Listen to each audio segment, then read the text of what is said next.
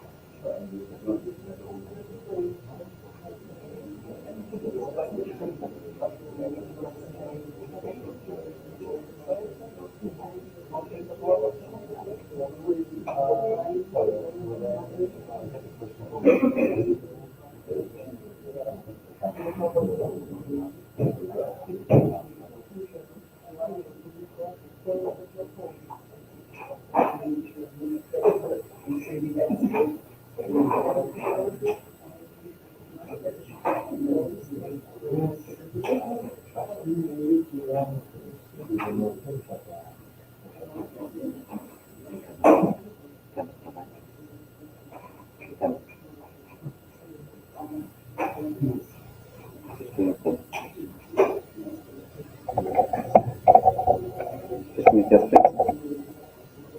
Just me, just me.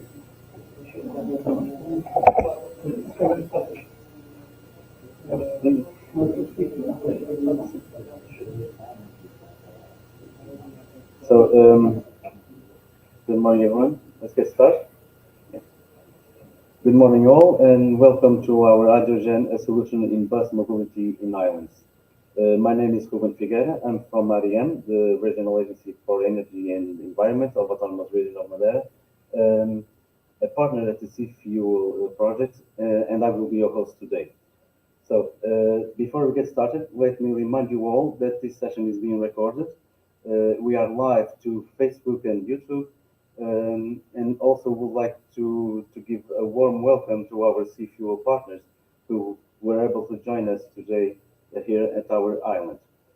Um, with that being said, just you can have your questions to all our speakers through the Slido platform. You can use it. You can put your questions, and all of them will be we'll try to answer all of them. Okay, so let's get started, and let me just take my notes. Our first speaker will be is the director of the ChemLight Group and associate professor in chemistry at University of Galway. He's in the advisory board member of Science Foundation Ireland Project Highlight. Just let me, yes, it's well. Um, and the co-director of Green Renewable Technologies. He will talk a little bit about our project, our Sea Fuel project, and please welcome Paul Farkas.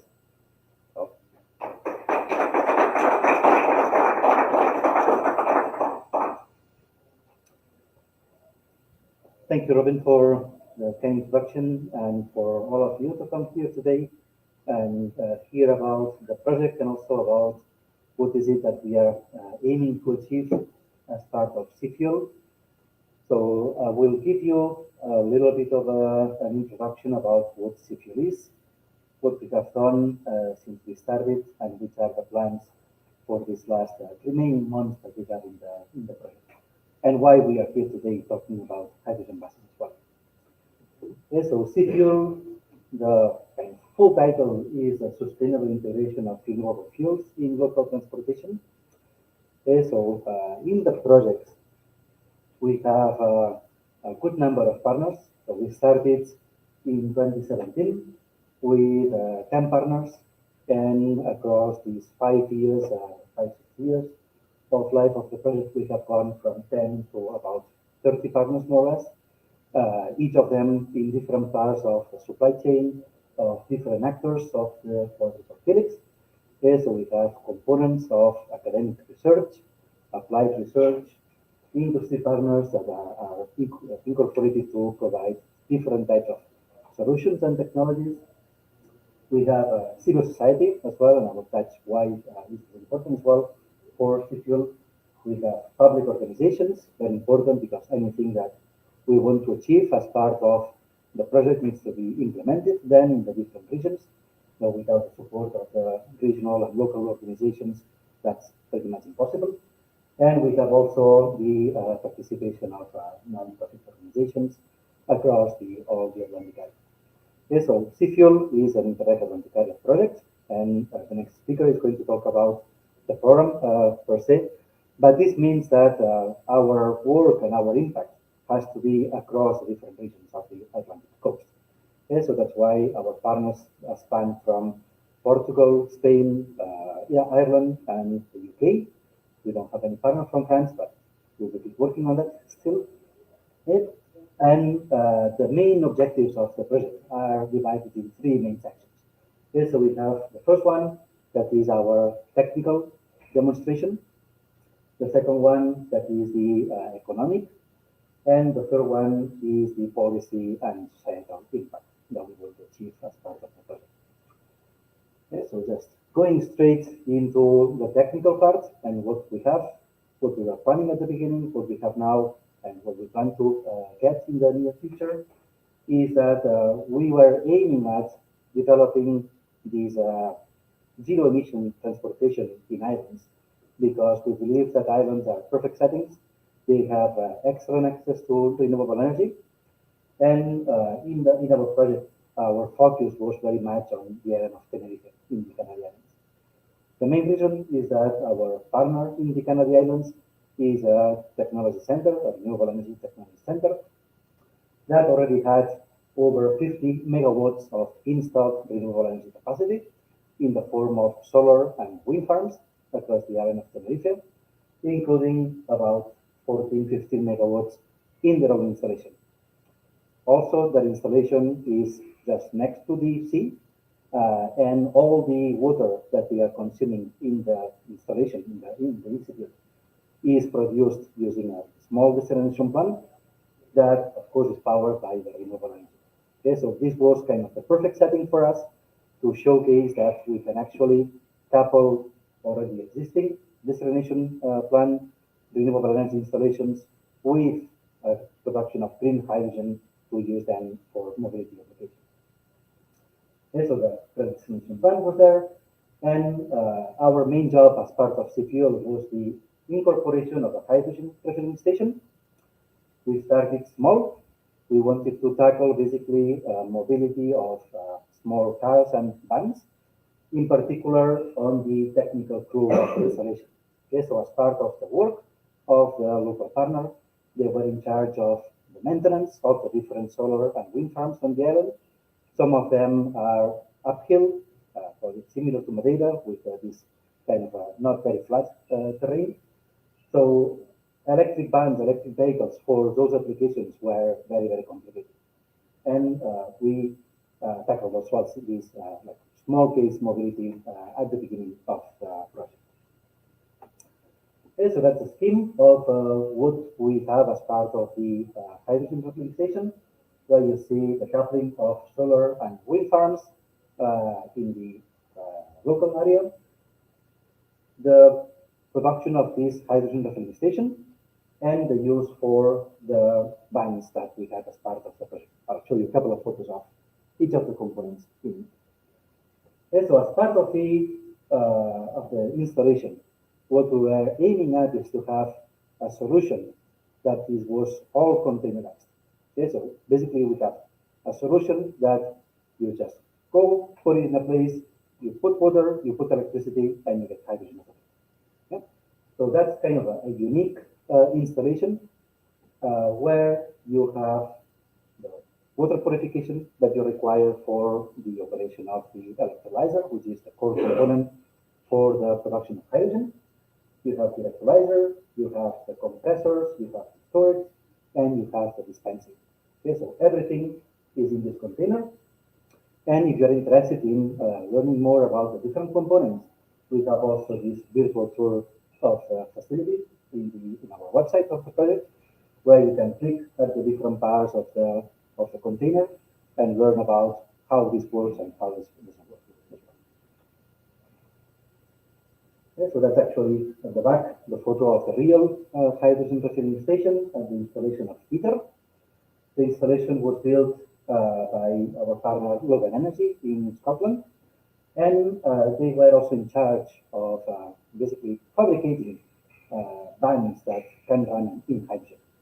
Okay, so at the beginning of the project, we contacted a couple of different manufacturers, but there was no availability. It was impossible to find like a pure hydrogen van at the commercial level. Okay, so what we had to do was we got some electric vans, okay, the old type with a small battery, and our partner Lumen Energy, they incorporated a fuel cell and a hydrogen tank that you can see on the roof of the van to allow basically the use of hydrogen directly for running the vehicles. And this, of course, has the advantage that you can have an extended range and can provide this extra power that you might need to get into the difficult places up in the mountain as well. Okay, so we have 5 vans as part of the project. And also as part of the project, along this lifetime of these years of work that we have been doing, we had the opportunity as well to link with Hyundai and Toyota in the area of Tenerife. Both were very, very much interested in participating as partners in the project, and they were happy to provide us with some of their hydrogen cars, the Toyota Mirai and the Hyundai Nexon, which we have been using for some of these events that we have had in the island of Tenerife. Here is a photo of last year when we were doing the what we call the hydrogen info days in the island of Tenerife with participation of like local stakeholders as well. Okay, similar to what we are doing here today, but in the island of Tenerife. As part of the creation of the business model and also the economic studies, what we were very much interested is, okay, we have this installation in Tenerife, which is going to have a direct impact on the local stakeholders. But as part of the project, we need to show that we can have this wider impact across the Atlantic area. Okay, so there was a work that we did in these techno-economic studies, where we look at replication studies across the different regions. Okay, that's why we targeted mainly Madeira as our local partner in Portugal, and also the island of the Aran Islands off the coast of Galway on the west coast of Ireland as our replication studies. Okay, so as part of the project, we conducted several studies looking at potential applications of hydrogen, potential places where hydrogen can be produced in both Madeira and the Aran Islands of the west coast of Ireland, and all this information is available also on our website. With basically these pre-trial studies that we conducted at the beginning of the project, and then a more further detailed techno-economic analysis of where you can basically play this in the two settings. As part of this, we were very much interested as well on creating what we call the hydrogen map, and that's the work from the community in the islands, where we mapped out basically all the different islands in the Atlantic area, and we classified them based on their readiness to implement hydrogen as part of their energy mix and economy as well. Okay, so we are also in the process now of updating this map with some more details. And again, this is also available on the website. So you can go and click in Madeira, in Funchal, and see what are the indicators that we have been using. And if you see something that is wrong, also let us know, because we are always updating this map as well. As part of the policy and how to implement these new technologies and energy mix into different regions, we created also these roadmaps across the different regions: in Madeira, Tenerife, Northern Ireland, West of Ireland, and Southwest of England. And most of them are, again, online available on our website. And the one in Madeira will be, I think, published quite soon. Okay, so as part of this roadmap, what we were looking is which is the current local energy mix, which is the infrastructure that we have in these different regions, and which are the national policies and relevant European policies that can affect how all these technologies can be implemented in the macro. One thing that I think is very important to mention is that when we started the project, there was no hydrogen hype at all. In 2017, all the people that were talking about hydrogen, they were still considered, okay, you are weird, you're not in the hype yet. Okay, but across these 5-6 years, as you have seen in the news, hydrogen has been booming, now it's everywhere, and it means that a lot of these regions have now actually national policies in place as part of their national hydrogen strategy. And this is kind of coming down on the umbrella of the European hydrogen strategy that the Commission launched a couple of years ago as well. Yeah. One important thing that we believe that was very, very important as part of our road mapping exercise is that most of these national hydrogen strategies were very much focused on continental Europe. Yeah? And very much the islands were left behind. Yeah? There was nothing, the geographic, the energy mix use, the industrialization of the islands is completely different from what you have in continental Europe. Okay, so the strategy that it has been placed at the national level is not really applicable to what happens in an island setting. Okay, so what we have to do is basically to kind of propose some specific recommendations that we believe were very important in an island setting, and that's part of the Sustainable Energy and Climate Action Plan's recommendations that we have done and we have given to the different regional authorities as well. So as part of this work as well, we look at how this policy implementation can be driven by the government as well. And we published a paper a few weeks ago, not long ago, but a brand new paper, where we were looking at how islands can be used as actually living laboratories to implement these new technologies. Okay, so everybody in Europe is talking about the gigawatt scale electrolyzers, gigawatt scale hydrogen production, but you need to start with something small. Otherwise, you're not going to be able to get into this large scale deployment. And the perfect location for starting small is actually islands, because you have accessibility to renewable energy in the form of solar or wind. You have accessibility to water because you have the sea. Okay, so of course, desalination is not like widely available yet in a lot of places because still it can be expensive, but it is a technology that is there already. Okay, so that's why we believe that in that case, this implementation of green hydrogen technologies can take place in islands, but much faster than in continental Europe as well. So as part of the societal impact, what we were very much interested was that in case of mobility in islands, and if we look at the CO2 emissions in an island setting, most of the CO2 emissions are coming actually from mobility. And in island settings in the Atlantic area, like Madeira or Tenerife, most of the economy in those islands is coming actually from the touristic sector. Okay, so what we were interested to see is how we can cover this green mobility, zero emission mobility with the touristic sector. And we conducted first some focus groups in the island of Tenerife with tourists, some locals, but also some car hire companies to see which were their interests into creating a line of green hydrogen car rentals and if, to see if the tourists were interested in this as well. And so we had a good number of different respondents from different tourists. We conducted this as part of but it was almost in the middle of the pandemic as well. So we had to go online in most cases. But we were able to capture over 200 tourist surveys from tourists. And all of these led basically to the publication of this paper, also where for the first time we're actually looking at the tourist preference for renting fuel cell cars.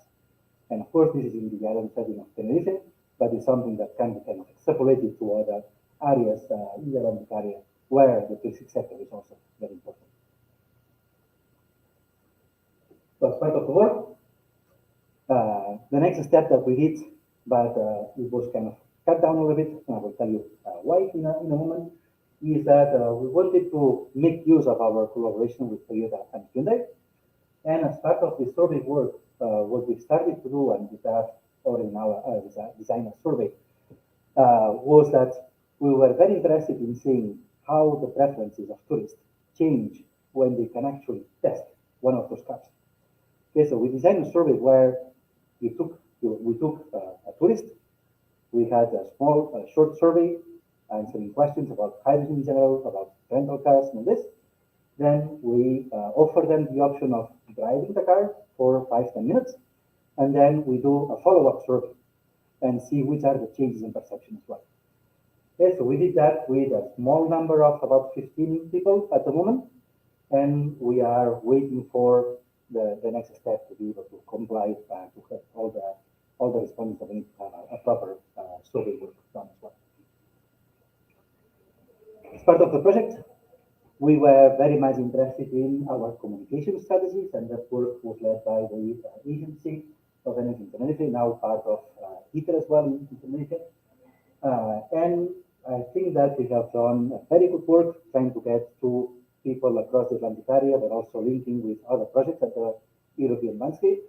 And through that, we have basically got in touch with more than 300,000 people across the different platforms, okay? Through the website, through the social media channels, through workshops like today.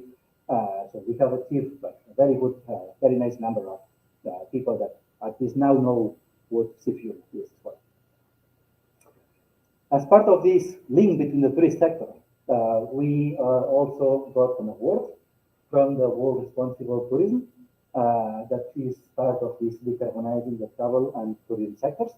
So we are very happy to be part of these awards. And just to finish up the whole reason of why we are here today, okay, I was talking about buses, about hydrogen, cars and hydrogen, but today's workshop is about buses. Okay, so why buses? Okay, because as part of the touristic sector, okay, of course you have the car rentals, but tourists also take a lot of buses.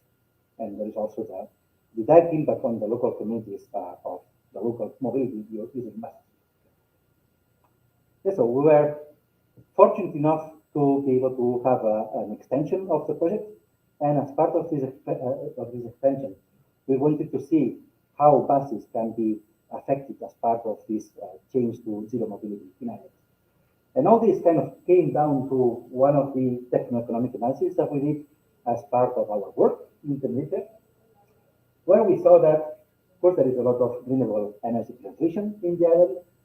The island is kind of widespread, but if you look at buses, okay, so a bus that is running for 33 million kilometers is using about 60 million liters and is emitting about 43,000 tons of CO2. And that's basically the buses that are running in the island of Tenerife. Okay, so 43,000 tons of CO2, that's a huge number that can be, I wouldn't say easily, but it can be sequentially removed by using zero emission alternatives. And of course, in islands like Madeira or Tenerife, electric buses have like a short range and it can be used to only for certain routes, but all the others will need probably the use of a fuel cell version as well. Yes, so we did a couple of scenarios as well about number of routes to see which would be potentially the minimum number of bus routes that should be changed to hydrogen to make even a business case already. And we saw, and that's probably old numbers already because this study has already 5 years, I think. So these numbers show that by changing 5 routes, you can make an economic case already for having hydrogen and using in buses as well. Okay, so all this basically led to this not change of focus, but diversion of the focus from car rentals and vans to also buses for the use of mobility. And this is linked also why the hydrogen refueling station that was in Tenerife emitter was removed. It was brought back to our partner in Scotland, Logan Energy. And as part of this extension, what we are doing is changing the electrolyzer, this core, the production of hydrogen, for another one that is 4 or 5 times larger. Okay, so it can produce much more hydrogen. That's basically what we need for mobility in buses as well. Okay, so the electrolyzer is now close to being manufactured, and we are expecting the new hydrogen refueling station to be ready at the end of June, beginning of July, and then ship back to Tenerife and commission and start operation by end of July. Okay? So this will have about 65 kilos of hydrogen capacity, and it will be able to basically refill the hydrogen bus basically at the same time as you would fill a diesel bus. Okay? And with this, I'd like to thank you all again for coming here, and happy to take any questions.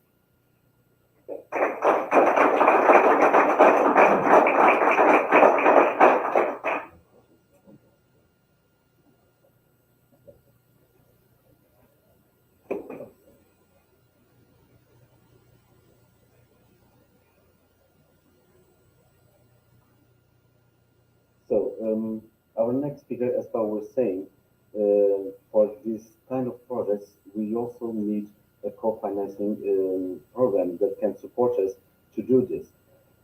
We found that support in the Interreg Atlantic area, and for that, we will have to talk a little bit more of Interreg Atlantic area.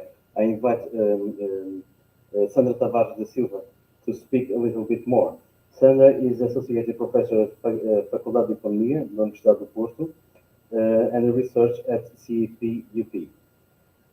With a PhD in economics, Sandra has been the executive manager of the European Transnational Coordination Program Atlantic area. So please welcome, Sandra.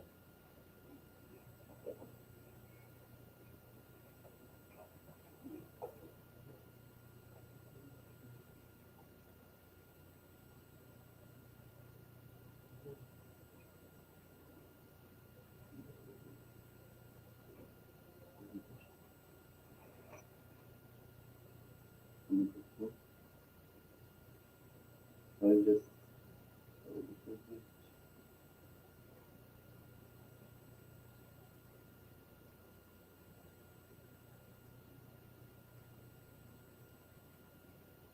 have a technical issue with uploading the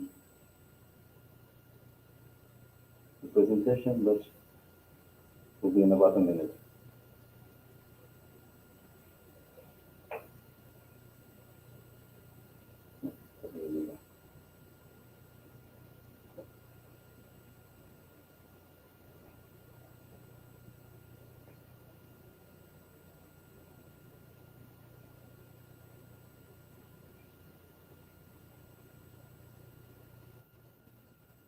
Hello, good morning. It is a pleasure to be here today. I start by thanking Paul for the nice invitation to be here and having the opportunity to inform you about the new Interreg Atlantic Area program. So the Interreg Atlantic Area program has a long history. We have started in 2006, 2007, so many programming periods already. We have supported CFUO during the programming period that is now coming to an end, 2014-2020, but indeed goes through until the end of this year. So it is very important that all our projects conclude and give us the final results in the next couple of months, as it will be the case for CFUO. And today I prefer to focus the presentation on the recently approved Interreg Atlantic Area program, also to give you insights, hopefully valuable insights, on how you can navigate for funding opportunities, mainly to support more projects related to renewable energies and sustainable tourism. We have been preparing the new program, for a long period of time now, a long trajectory that started with a kickoff meeting in Paris in January 2020, so just before the pandemic. And then we kept meeting many times to prepare the program to be submitted for the approval commission. And the program was approved in 8 September 2022. Who was preparing this new policy instrument?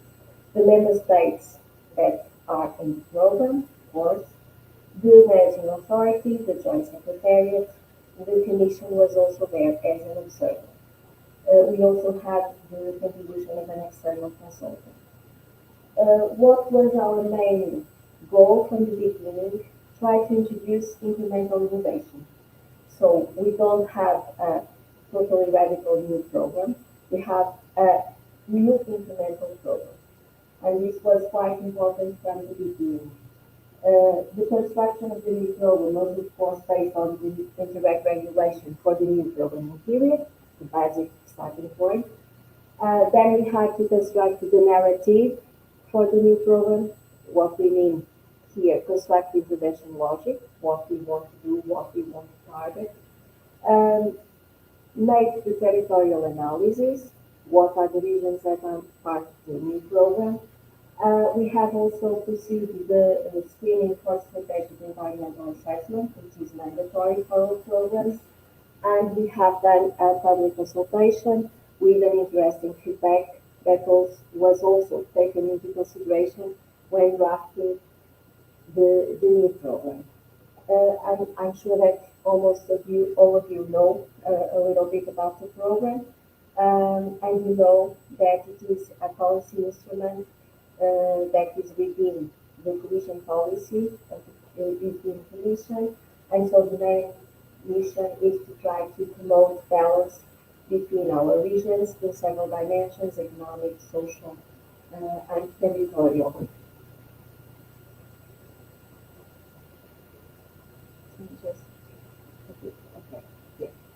So the main mission is to be upfront of the transition to a unique carbon neutral and climate resilient Atlantic area.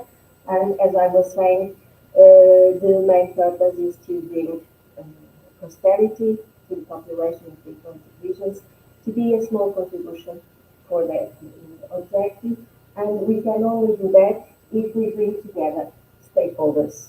So we need our stakeholders, the stakeholders from the Atlantic, different sectors, different regions, in order to bring your work, your very important work, promoting pioneering ideas that contribute to the Atlantic region area.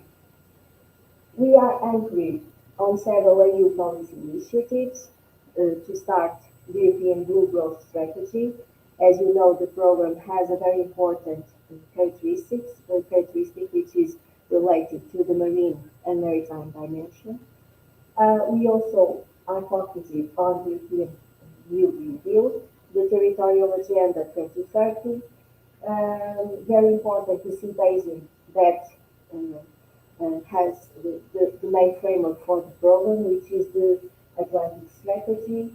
We also aim to contribute to the goals of the European strategy for data and include the so-called Bauhaus values, which is an important target for the European Commission in the programming period 21-27, meaning what? If we can, in the activities we support, we also target for sustainability, but not only sustainability, also aesthetic and inclusiveness. So we have to say here, if we have to do, and it's important to do it, try to do it beautiful and in an inclusive way. Uh, I would like again to highlight our alignment with the Blue Growth Strategy and with the Atlantic Maritime Strategy. So the Maritime Spatial Planning in the EU is rather important for us to support our program and the Atlantic Action Plan. What we target for the new programming period is an even better alignment between the Sea Basin Strategy, so the Atlantic Maritime Strategy, and the new program. This is one of the goals imposed by the Commission for this programming period. Programs have to be really aligned with their macro visions or with their sea basin strategies. In our case, we don't have a macro vision. We have to be fully aligned with our sea basin strategy, which is the Atlantic Maritime Strategy, as mentioned. And the idea is that we support common goals, and that way, reinforcing each other, we will be able to capitalize the results of the program and the goals of the strategy. Uh, Here you have the map of the regions covered by the new programming period. So still all regions from Ireland and Portugal, the Atlantic regions for Spain and France. Unfortunately, UK is not in the new programming period, but we hope that UK partners can still work with us, at least as associated partners, and I'm going to talk about the new call in a few minutes and tell you that we have already UK partners associated to our project applications as associated partners. That means partners that do not receive the IDF but collaborate actively with the other partners. And this is quite important because the UK is a very important part of the Atlantic network.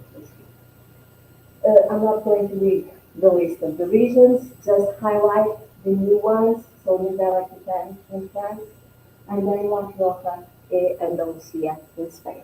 Not so quite Atlantic, but well, the program also aims to target, as I'm going to talk a little bit ahead, about interlinks between the coast and more inland territories to try to explore some connections between those territories. What are the priority areas for intervention? As mentioned before, marine maritime intervention areas are crucial, so the coastal areas, but also these interlink with more inland territories. We have picked these policy objectives proposed by the Commission for the new programming period, so smarter Europe, greener Europe, more social Europe, and better governance. This is a specific policy objective for Interact programs that I'm going to talk also a little bit.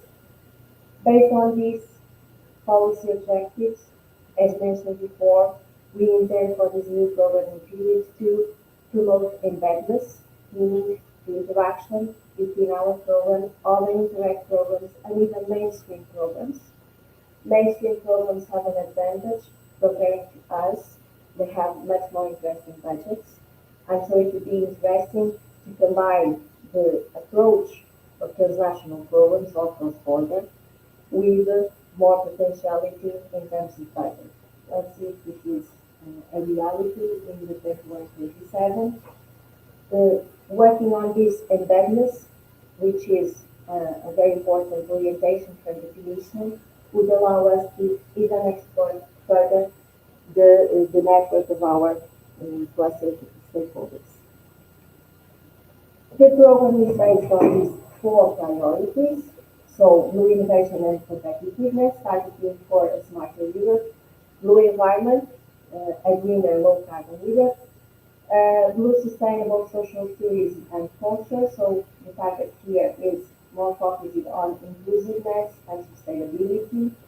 And finally, a better governance for cooperation, which is the specific priority for Interact programs.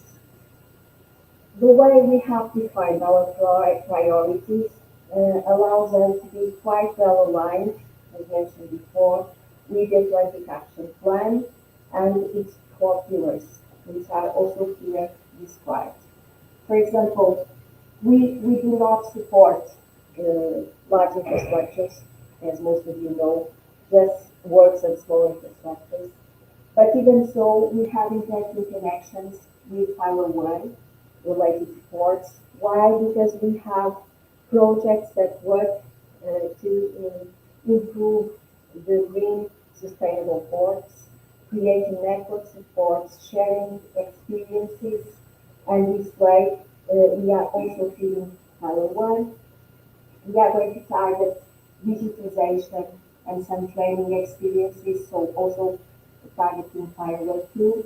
Then one of our strengths, the most important in the policy instruments related to the green Europe, green renewable energies, and also concerns with fighting against pollution and promoting healthy oceans. So our, our priorities are really fully aligned with the pillars of the Atlantic Maritime Strategy. This scheme represents the priorities and the specific objectives of the program. So we have two specific objectives and a priority one.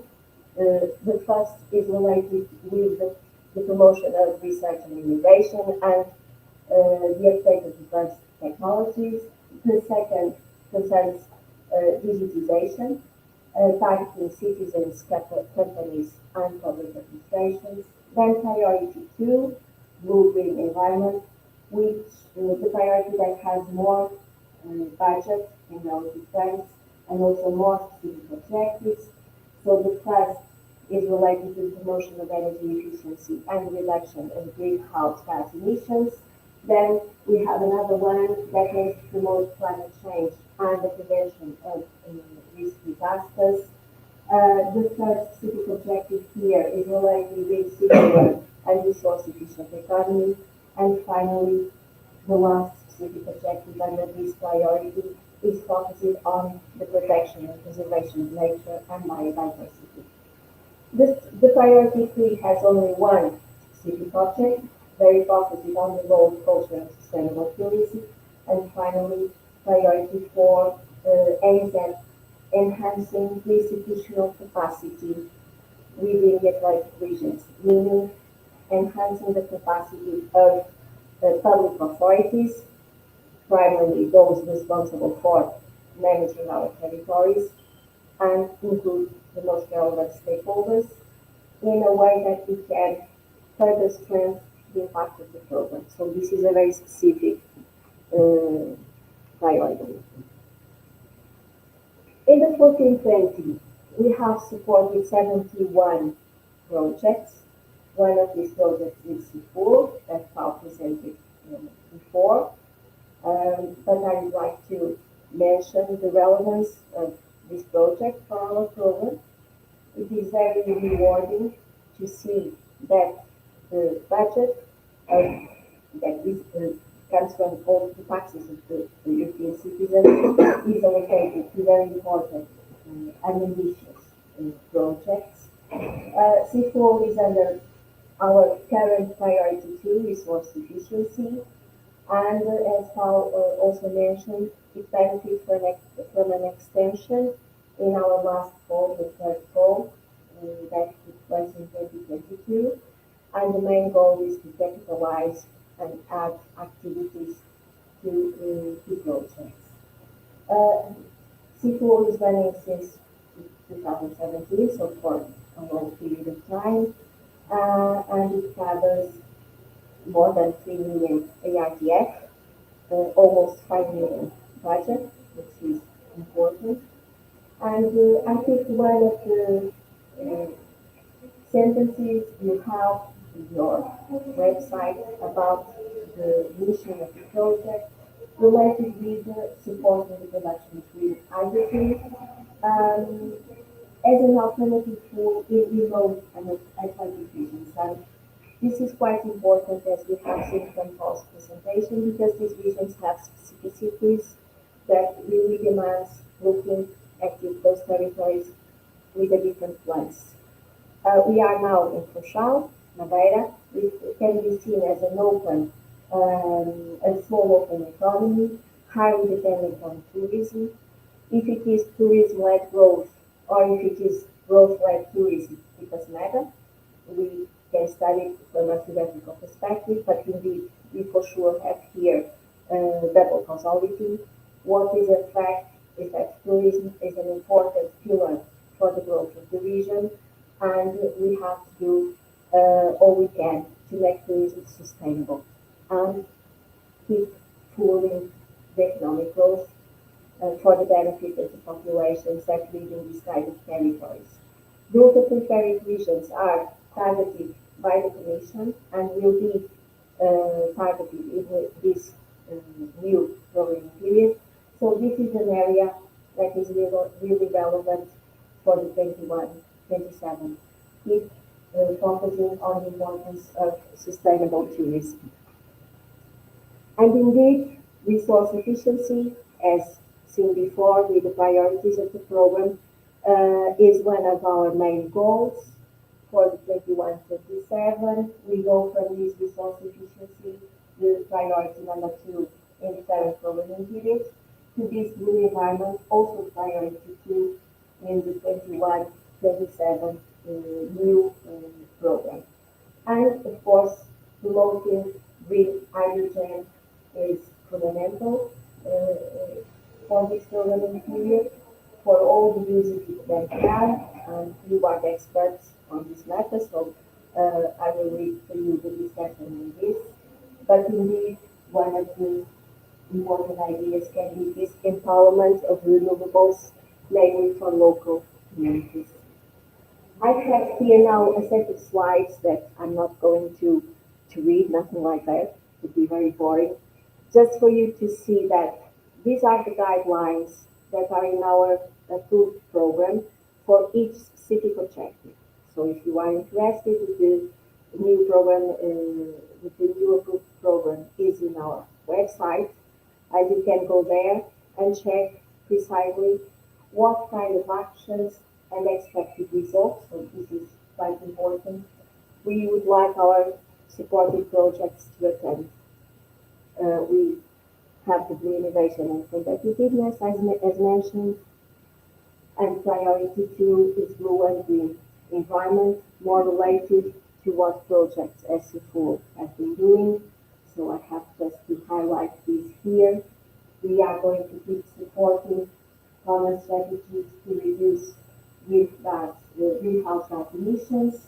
We want to support the development of business networks in the connected area, precisely to promote the transition towards a climate neutral economy and use of efficient and sustainable energy, improve energy management, develop local regional sector action plans to reduce the emissions, and indeed we try to support even further this work which is ongoing for the benefit of our communities.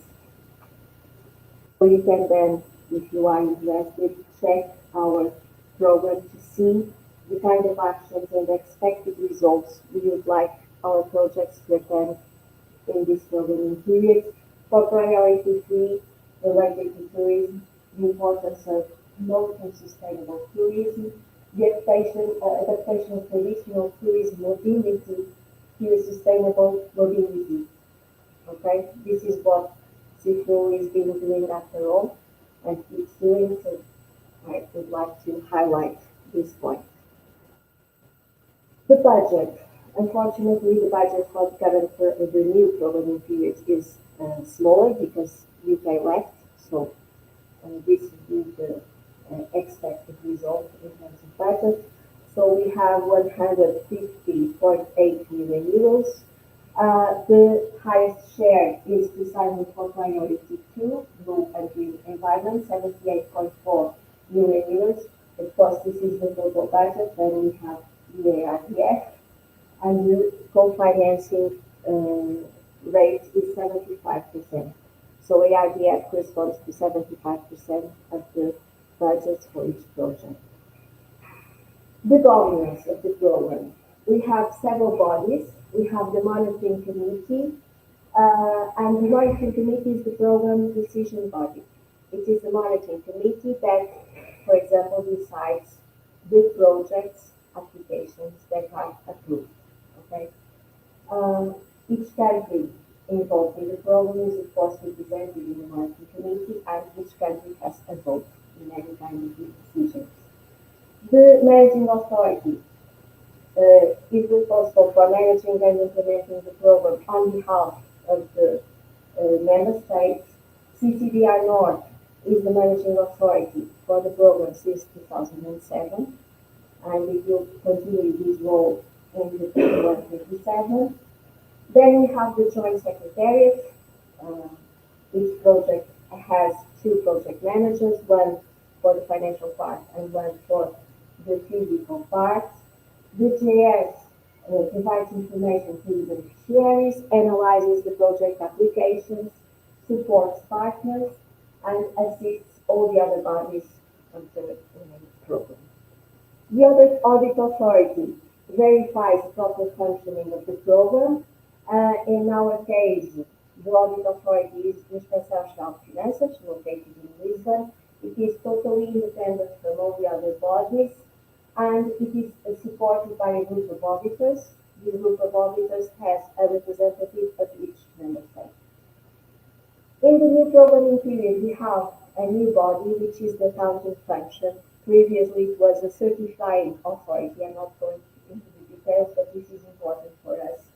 The accounting function is going to be developed by Agência para o Desenvolvimento do Coesão, which the Portuguese partners know very well because this agency also validates their expenditures and is national correspondent, so linked with the Portuguese partners.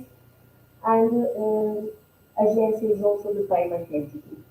So GMA, the managing authority, authorizes the payments, but payments indeed are then done by Agência para o Desenvolvimento do Coesão. Then we have the national authorities. They are very important because they provide targeted information to their national beneficiaries, and so they have this relevant role in, for example, helping to get together partners from different territories and promoting applications.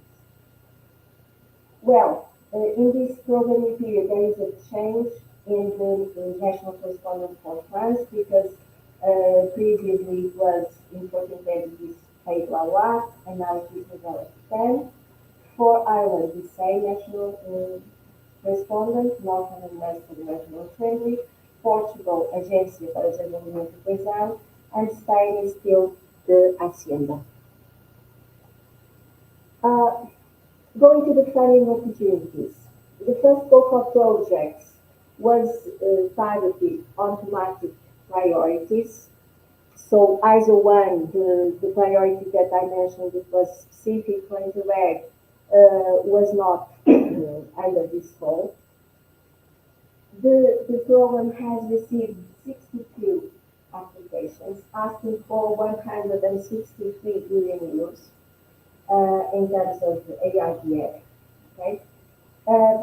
We have 45% of the program budget allocated to this first goal, meaning we have 45.4 billion euros to allocate to the selected projects.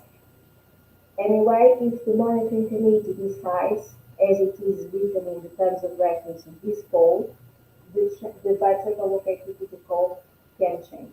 Okay? But what is intended is to allocate 45.4 million euros to this first call. We expect expect that the projects bring us innovative solutions, aiming to reach the objectives of the program. So it is very important to know what the program as a whole wants to reach so that your projects can fit in.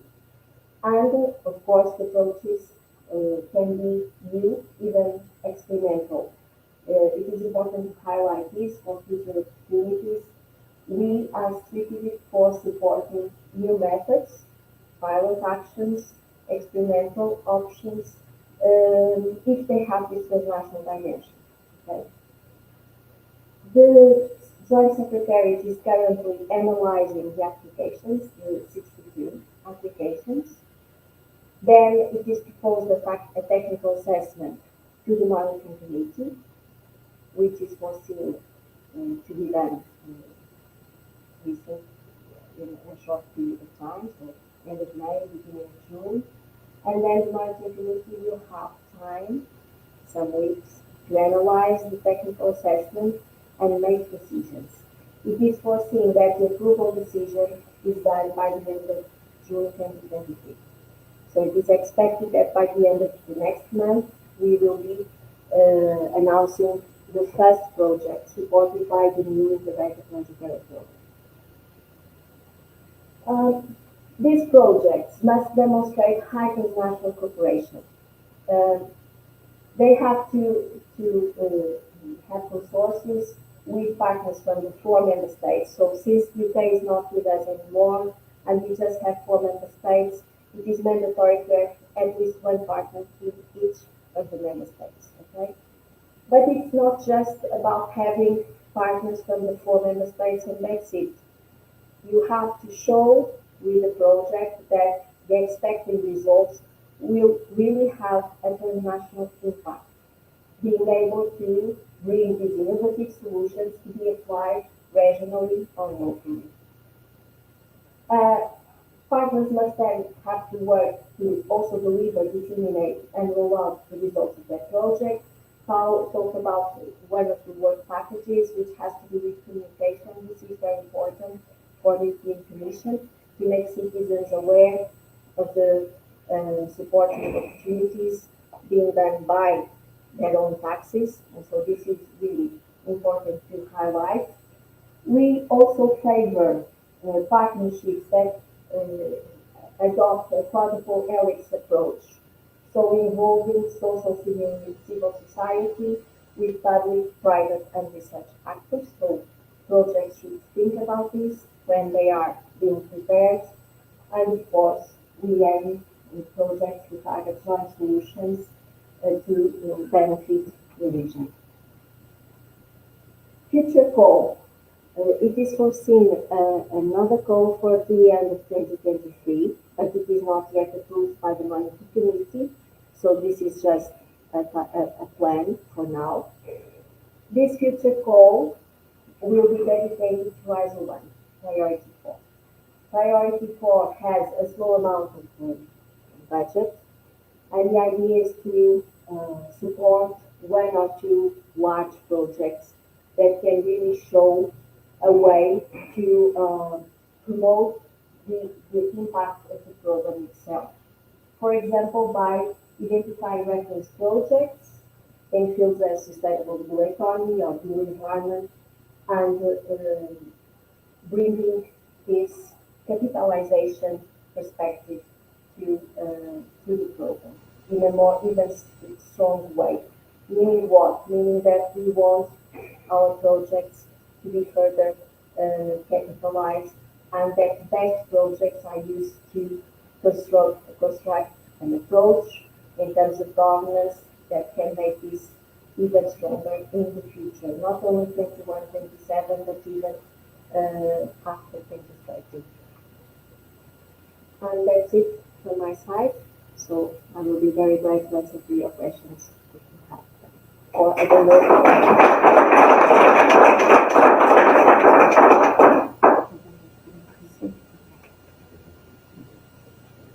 So before we go to a break, we do have time for a couple of questions here in the auditory. So if you would like to have a question to our first 2 speakers, be my guest.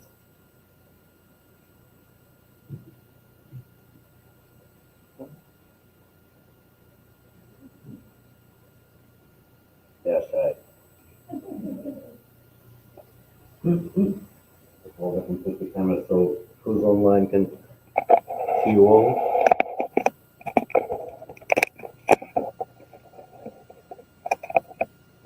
Very good. Any questions? Oh, wonderful. Okay, you can come back later for questions.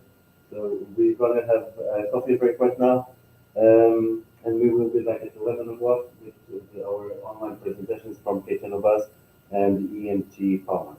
So let's have a break.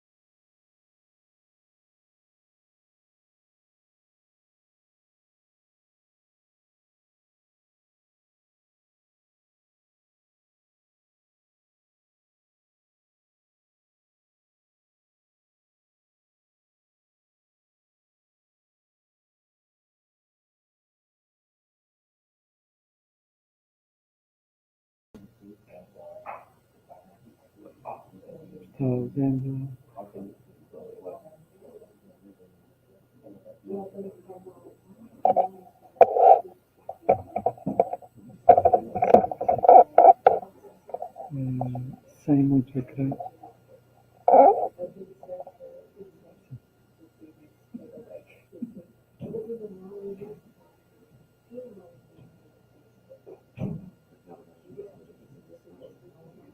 O microfone está aberto. Desliga-me.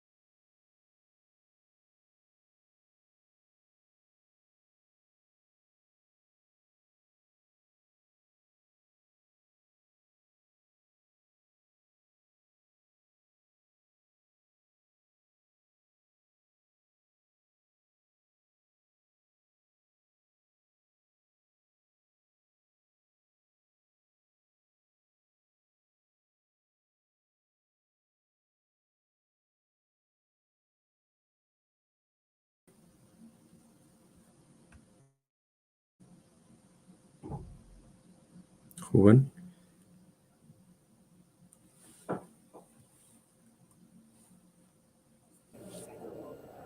Bom dia, Nuno. Bom dia. Bom dia. Consegue-me ouvir bem? Sim, sim, perfeito. Vamos começar daqui a nada. Ainda estamos no copyright. Mais uns 5 minutos e já estamos. Ok. Perfeito. A imagem está bem, em termos de vídeo, do meu lado? Sim, sim, sim. Está ótimo. Ótimo, obrigado, prazer em conhecê-lo. Foi muito mais fácil descrever isto agora do que já está. Agora estou a ouvir um bocadinho mal. Estava a dizer que... Começamos daqui a 5 minutos, está bem? Ok, certo. O vídeo, então, depois eu faço uma pausa e digo que... Sim, Faz um pequeno vídeo, não é? fiz aquela alteração, pus o slide com o H2 ACT Gold. Uhum, Assim que aparecer esse slide mudo para o vídeo, pode ser? certo. Ok. Eu peço para passar o vídeo ou faço só a referência que vai passar um vídeo e depois é lançado o vídeo? É como preferir. Pode fazer a Tudo bem. referência. Ok, eu faço só a referência que será passado um vídeo.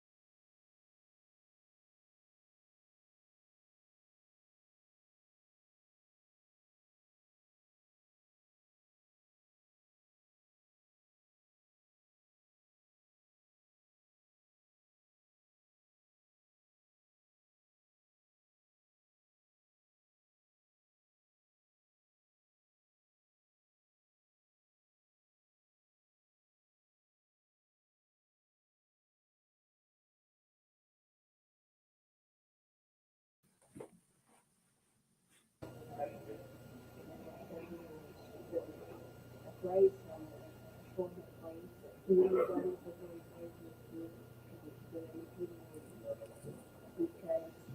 this is a factor for the signature, then they have to be on the kind of thing because some relationships have Nuno, are you with us? Yes. Good morning. Okay.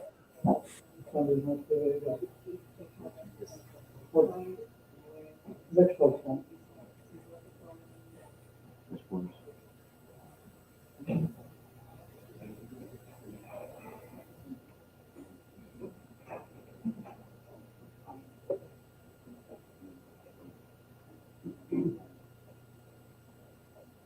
Okay, let's continue. We will now have two sessions of online speakers. The first of all is Nuno Carvalho. Nuno Lopes Carvalho, sorry.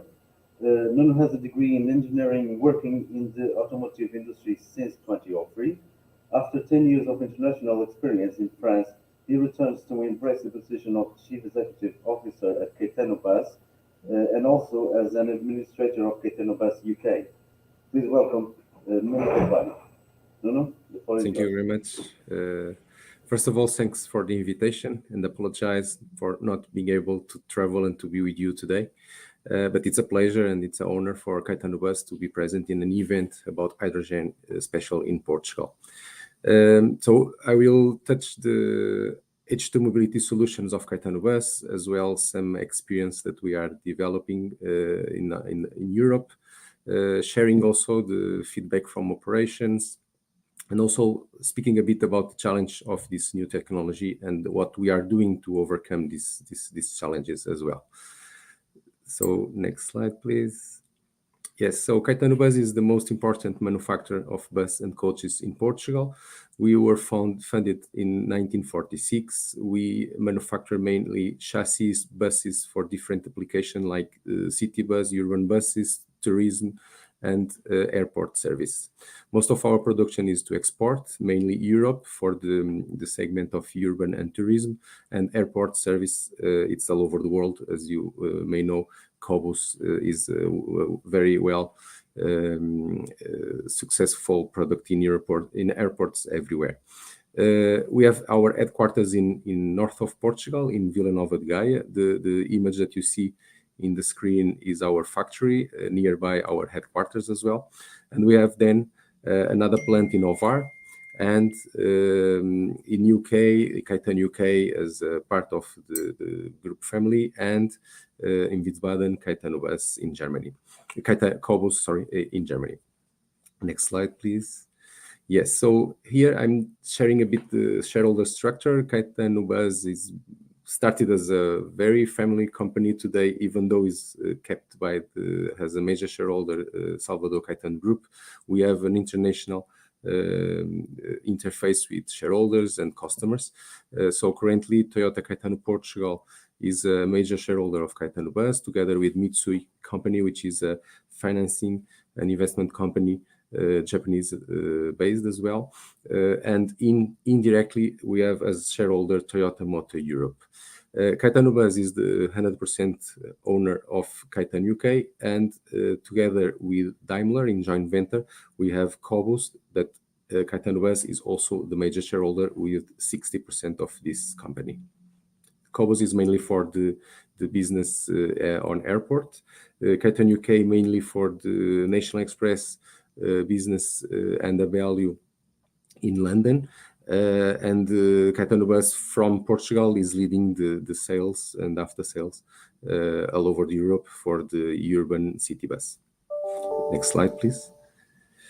So since 2021, even though we have a long story together with Toyota, we have been happy to receive the badge of Toyota in our vehicles. So since by 2021, our vehicles were only called Caetano and on the H2 City Gold using the technology of Toyota.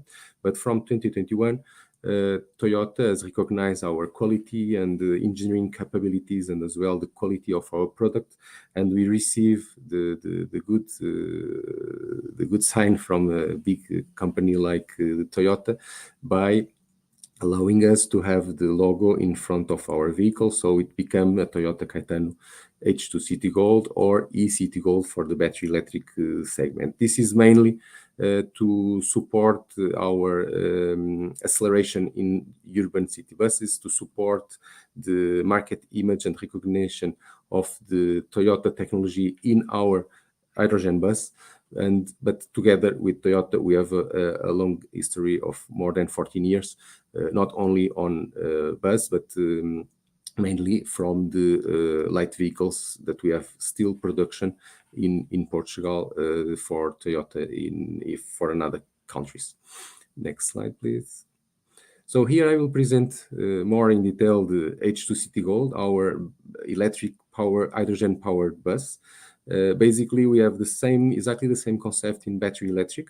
I will not enter on the battery electric concept because today it's more to speak about hydrogen. And indeed, hydrogen H2 City Gold is, let's say, the star of our portfolio and being helping open us a lot of doors in Europe because we are first mover and still one of the main players in Europe.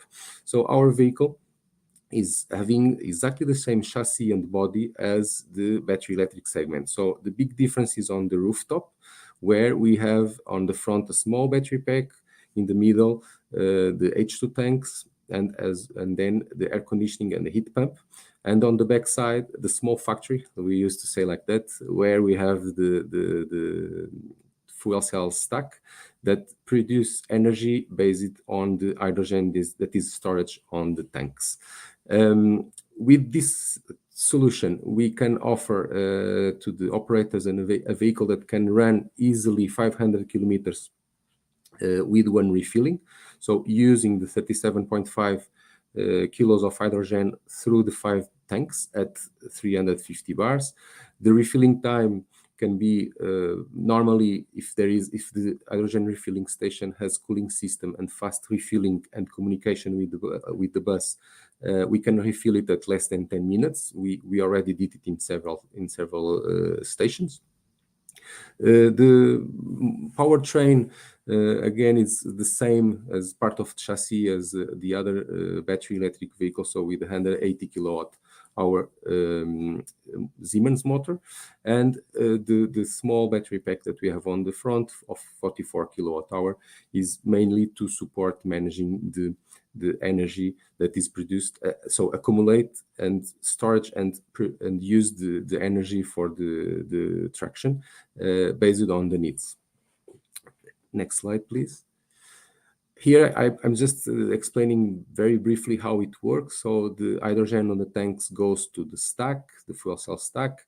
The fuel cell stack produced through the chemical reaction, as I guess all know, energy. This energy goes to the battery, and if there is a huge peak of power required for the powertrain, for example, in a slope, in a moment where the vehicle is fully of people, passengers, and also in a very healing part of the route, the stack can produce the power directly to deliver the power directly to the powertrain. So, but normally are the batteries that are delivering the energy and the necessary power to the powertrain. This is why the batteries are always in the middle between the fuel cell and the powertrain, is to keep as much as possible the fuel cell stack running in a kind of stable power without having too much peaks, and like that we can have the fuel cell stack can extend their lifetime. And then even in terms of operational hours, it will be even extended depending on the usage of these peaks. So in normal conditions, the 30,000 hours, which can represent more or less 7 years, is the lifetime of the fuel cell stack. Depending on the usage, depending on the operation, it can be more or extended, that we can even extend the warranty. Because normally we receive from the operators the routes where this vehicle will operate, and in some tenders, we can even able to offer an extended warranty to be able to offer a long lifetime of the stack without replacing. Next slide, please. On this slide, it's mainly to share with everyone what is being our sales activity, and of course the involvement in several projects across Europe. And the result is that we have already 120 units sold, mainly in Europe, because our strategic market is in Europe. Germany, far away from the other markets developed in terms of hydrogen refilling stations and operators, really investing and committed to move from diesel directly to hydrogen buses because of the flexibility. Slightly in the next slides, I will make some references about this advantage. Spain is moving quite well. We over the last year, we noticed that Spain is investing and using the funds from PRR mainly to make the transition also on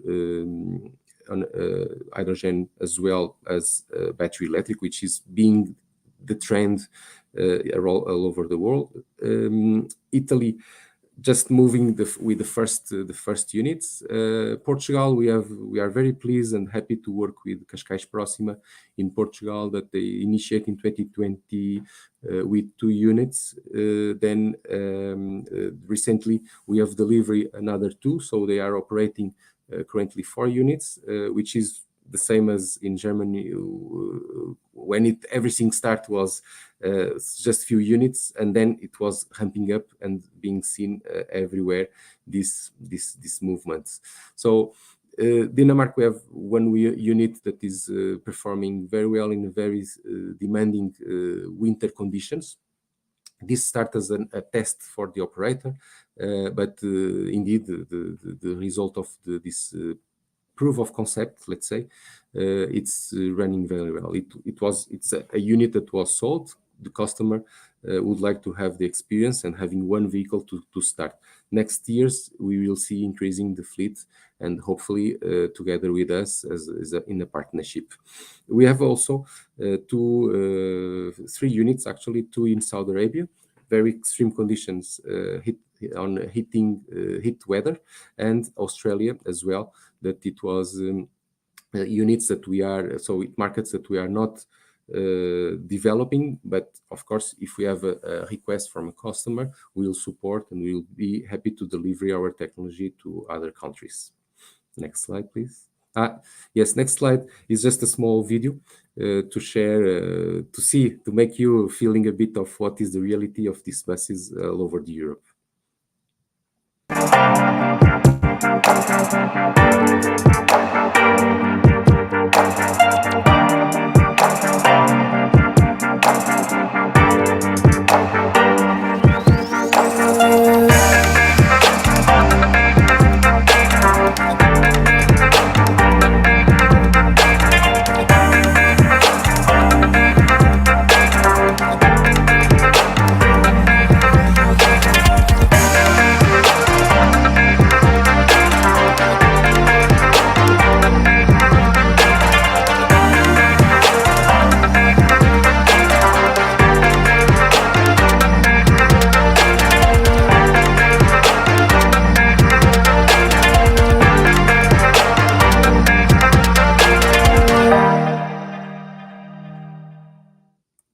I hope you have enjoyed.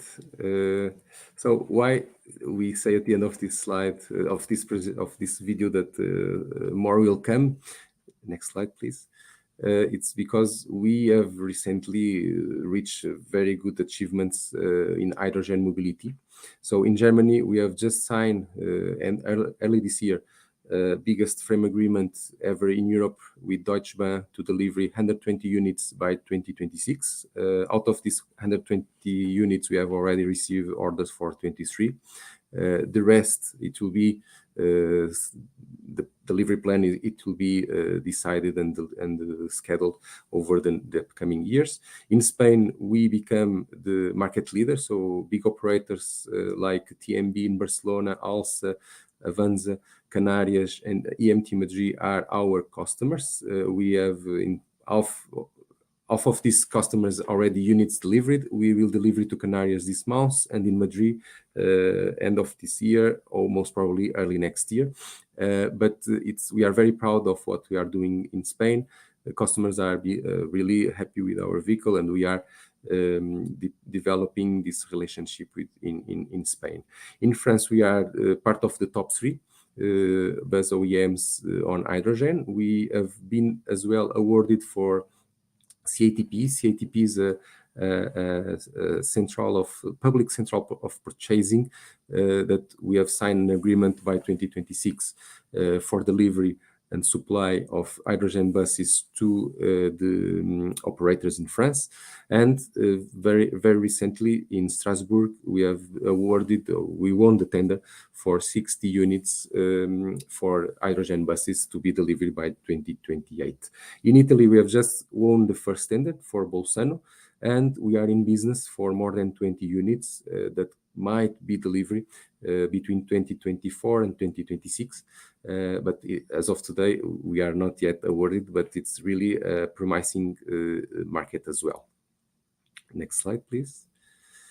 Now I will share a bit of what we are doing in terms of R&D, future product that we will deliver to the market. Next slide, please. So next year, we have already in a very advanced phase the development of the hydrogen 18 meters articulated bus. So it's for mass transportation in the cities. Not all the cities are using 18 meters, but once the 18 meters vehicle is bigger, heavier, and sometimes making routes longer, it's in hydrogen technology is clearly the best solution, because with the range that this hydrogen bus can offer to the operator, it's completely different of what we can offer with the battery electric articulated bus. So electric bus 18 meters can run, okay, best case scenario 200 kilometers with one charging. The hydrogen bus, we are able to offer up to 350, 400 kilometers with one refilling. So in terms of flexibility for the operator, it's completely different. They don't need to count the energy that they need on board available to ensure that they will be able to make the complete route over the day until the end of the operation. Next slide, please. In 2025, we are, of course, growing on maturity of the product, developing the solutions, also the technology associated to hydrogen being developed and having more suitable components, and also bringing all together for a more efficient solution. We will deliver by 2025, already ongoing in terms of development, the 12 meters interurban bus class 2, and more or less in parallel, but just after in terms of time to market, the FC Coach, the class 3, that indeed for this segment is the one that we will not develop the solution in battery electric. So Coach for us is in principle the best case where hydrogen is really the one option. So this type of vehicles that goes from Lisbon to Barcelona, or from Barcelona to Paris, sometimes without need of big, or cannot stop long for recharging if they are electric, or because the area of the baggage cannot be compromised because they transport people and luggage. The battery electric solution, it's not suitable because of the space that is used to have energy on board, and as well it's not easy to stop a vehicle in the middle of the highway to be recharged and to continue. So with hydrogen, we are developing a solution to be able to offer to the customer around 800 kilometers with one refilling, so without second refilling. That will be quite similar to what a diesel coach is able to offer today to the operators. Next slide. On the airport segment, even though Caetano Bus is not leading directly the sales, is Cobos in Germany. It's, as I explained at the beginning, our group company. We are let's say the R&D, Caetano Bus, and the production site for these vehicles. And airport business is moving as well towards hydrogen. As of today, legislation and also availability of the hydrogen inside airports is not a reality, but there is ambition for that. And so we believe that if we deliver this vehicle to the market around 2025, it will be the perfect moment to ensure that can be used inside airports as well. Next slide, please. In the next few slides, I will share a bit of the feedback from the operations, mainly in terms of speed, type of operation, and consumption. Mainly, the reason of this sharing is indeed to share a bit of what is expected from a real operation for the consumption. So here, with the average speed of 33 kilometers per hour, ambient temperature 19 degrees, the consumption can be around 6.5 kilograms per 100 kilometers. Next slide, experience in Spain, Barcelona, lowest average speed, 22 kilometers per hour, average temperature, this was this winter, 17 degrees, and a consumption of 6.6, slightly higher. This is slightly linked to the fact that they have a lot of stop and run. So they stop a lot in between the stations. If you see on the graphic below, it's the speed movement. So they ran 500 meters and then they stop in the next day, stop, and then they continue. So this type of profile, of course, increase the consumption. Next slide, please. France is a more wide operation, still in a lowest average speed, so 23 kilometers per hour. It's a pure urban operation, 6.8 kilograms per 100 kilometers. Next slide, please. In Germany, if I'm not mistaken, the next slide. Yes, north of Germany. It's even though it's a urban bus, they are on this specific operation in Nibur. They are running at a high speed, so a kind of intercity operation, but actually linking to a village or several villages. So they are not running in the highway, but they run at high speed.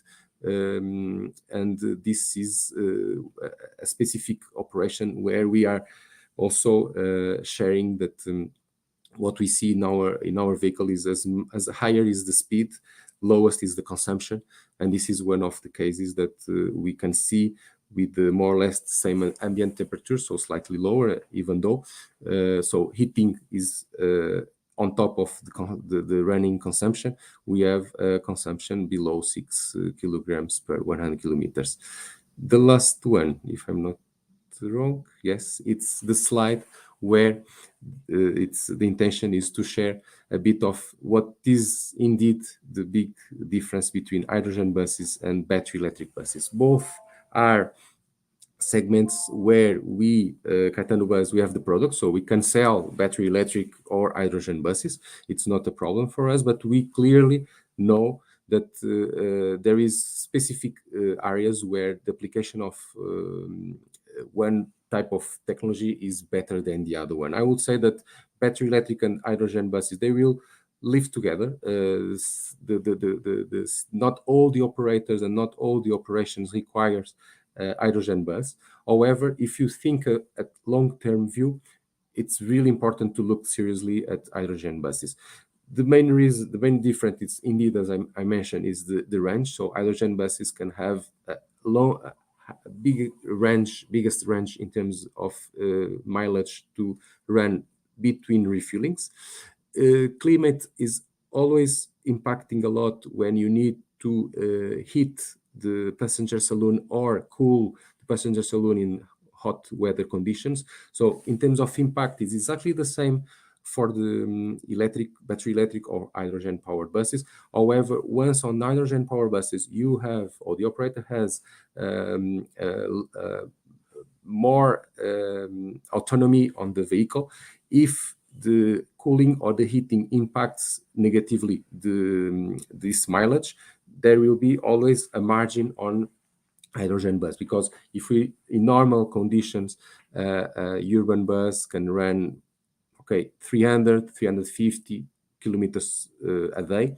If we are able to run 500, if for any reason, because of the heating system or cooling, there is an impact of 10, 15 or 20% on the mileage that the vehicle will be able to run because of the increase of consumption because of the cooling and the heating system, we go to 350, 400 kilometers of autonomy. So no risk for the operator. They can still running without any problem. But if it's a battery electric bus with 350 kilometers of autonomy, if we reduce 15 or 20%, the operator, if he has to meet 300 kilometers per day in a specific route, they will not be able, and they need to have or intermediate charge or another bus to complete the route at the end of the day.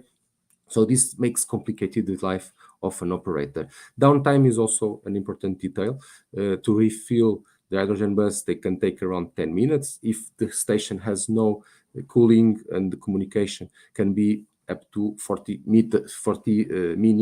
But of course, we expect the customers and also the public stations to be at the level of high speed refilling. Battery electric, as most of the experience are being telling to the market, in between less than 3 hours is impossible. In between 3 and 6 hours is the time that it's required. When you look at really this combination, we can clearly state that hydrogen bus can perform and provide to the operator a similar service as a diesel bus. So if we want to transfer or make the transition of your diesel fleet to hydrogen, you can make this transition one-to-one. So one diesel bus can be replaced by one hydrogen bus. If we are trying to do this same approach by making the transition to battery electric bus, based on our experience with customers and also with what we see with our competitors, normally for the same fleet in diesel, we must increase around 30% the fleet to make sure that the complete routes are met and the customer is not exposed, or the operator is not exposed to lost mileage or penalties from the PTA. On top of that, on the battery electric vehicles, we have at least one charger per 2 vehicles. So it's in terms of space and in terms of number of flexibility on the depot, it's creating some issues. On hydrogen bus can have one refilling station inside depot or using the public station to refuel the buses. So in terms of infrastructure, is easy to manage it. Next slide. However, we are still facing a lot of challenges in the development of hydrogen buses business and fleet transition, mainly because of the decarbonization being quite vague in terms of direction. So not a clear plan in terms of the best technology. So everyone can decide without making deep analysis the usage of battery electric of hydrogen. If all the calculations are made and the transition or the strategy of the transition defining at least 20 years of operation, most of the operators will realize that investing a bit more today in hydrogen buses will be a benefit in the near future for their operation. It's also lacking of hydrogen refilling stations and infrastructure. So public infrastructure is missing in most of the countries in Europe. I would say that the case of Germany is different. There is already a lot of hydrogen refilling stations and public stations that are supporting this transition. There is also the fact that the cost of hydrogen is still high. There is a need of mass production of green hydrogen, special green hydrogen, in order to be able to reach a cost per kilogram that it's supporting this transition. I can say that in Germany there is already hydrogen producers delivering at the nozzle to the operator €8 per kilogram, which is very, very good. It's possible. So there is already some cases where this is happening as a reality, but we see that in terms of TCO, this cost must be around 5 euros per kilogram. It will be reached soon, but as much as we can see, it's taking a bit time, but it's already part of the strategy of the big hydrogen players to reach this as fast as possible, to scale up the hydrogen mobility, not only in buses, but as well on other heavy duty applications. And of course, the hydrogen bus is more expensive. If we compare with the electric bus, more or less 25% more expensive. We need to also work towards to reduce this gap between hydrogen and battery electric vehicle. We are doing a lot of studies and also trying together with the main suppliers to reach these targets. It's also a target for us soon, I will say by 2025, to have a kind of parity with battery electric. But if we think about how much energy, how many batteries you need to have in your battery electric bus to have exactly the same autonomy of a hydrogen bus, and or if you need to increase in 30% the fleet, maybe the highest price of the bus can be compensated in as I mentioned, in a mid or long-term view. On customer side, what are the challenges? So most of the operators are becoming very familiar with battery electric buses. So it was a headache at the beginning to manage the charging, to manage infrastructure, to managing the operation with battery electric buses. But the reality is that they are already reaching a maturity on managing battery electric vehicles. And so to make again the change to a new technology with hydrogen, with the refueling and so on, it's creating a kind of barrier to try to introduce in the business a new technology. So even though we have very, very interesting discussions with the operators on hydrogen transition, sometimes we end up in a kind of thanks, but we have just reached the maturity on the hydrogen on the battery electric vehicles. So let's give us some time, and then we go to hydrogen indeed as a best option.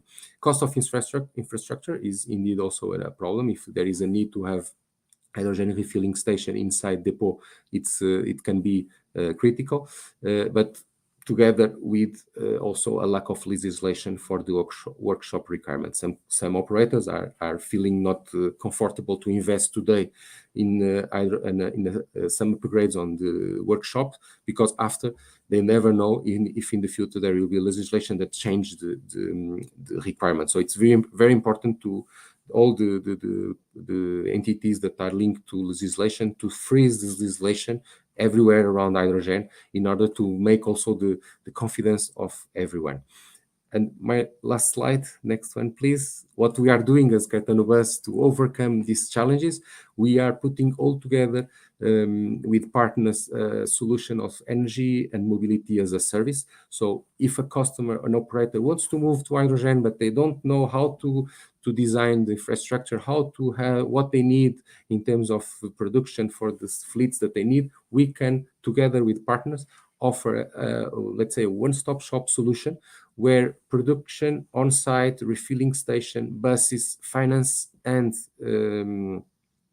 a package solution can be offered to the operator, and the operator just pay a monthly fee or a cost per kilometer. Of course, cost per kilometer will be more risk for the consortium. This might run to a slightly highest cost, monthly cost, or to have a frame cost for monthly fee, and then everything is under responsibility of the consortium, and the operator just need to focus on their core business, which is transport people on time and delivering the service to the city. So the key concept of this solution, energy and mobility as a service, is to have in front of the operator one single contract, cost per kilometer, for example, or monthly fee, optimize CapEx and OpEx, because we work together with all the partners in order to find the best compromise and the best solution to the operator. So not over sizing stations or fleet to combine everything. No, we do everything together and we deliver a turnkey solution to the customer, well designed and reliable in hydrogen, station, vehicle, and infrastructure and finance solution. So this is it. Sorry, I think I ran a bit over the time, but this is what Caetano Bus is doing, what we want to do in the future, and what we can do by the operators that wants to make this transition. So thank you, Nuno. We will pass to our next presentation. I'm just asking to Nuno wait for a little bit so we can end our online presentations and we can do one or two questions if any. Please hold on a little bit. I will Sure, change the absolutely. presentation now.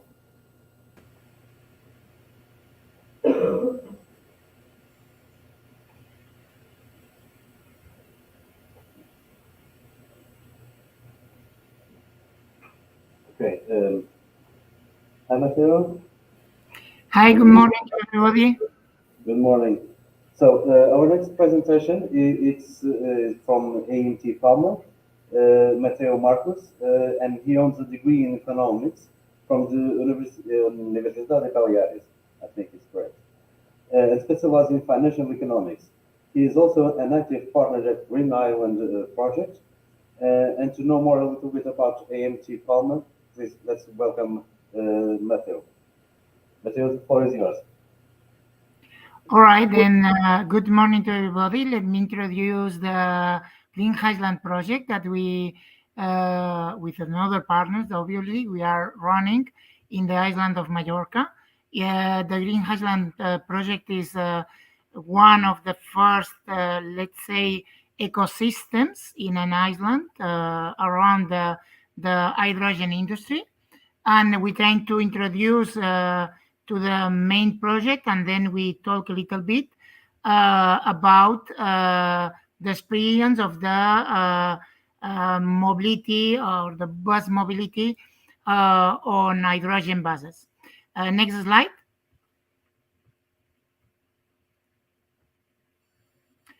All right, you can see here a map of the island of Mallorca. The Green Highland project is a project that have different parts of the ecosystem.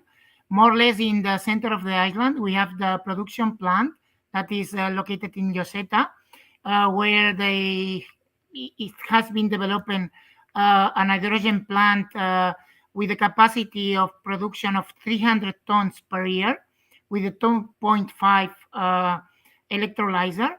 All the plant is a reindustrialization project in order to create hydrogen in Mallorca that can be improved or increased up to 900 tons of production per year with two more electrolyzer achieving a capacity of 7.5 megawatts of hydrogen.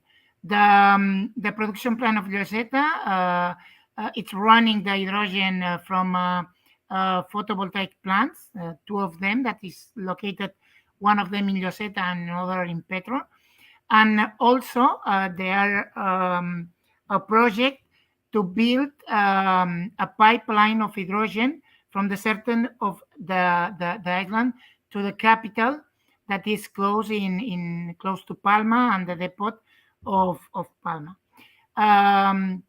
At the same time that EMT Palma is investing in hydrogen buses, there are another partner, end user, that is the Port of Palma, that started to invest in fuel cells to provide electricity to the ferries that are coming from the mainland, from Madrid, from Valencia and Barcelona. And also this project will be started to run, it presume, at the end of this year or the beginning of 2024. And also it will be at the end of 2023, at the beginning of 2024, that started the first hotel in Palma. Sorry about that. The first hotel in Palma that it will be have a fuel cell. It's an hotel from a big chain that is Iberostar that started to provide electricity for all their installations from the hydrogen. In the next slide, you have a little video of presentation about the Green Highland, and maybe we can put it, and it's just 1 or 2 minutes to understand all the project, and then we started to talk about MT Palma.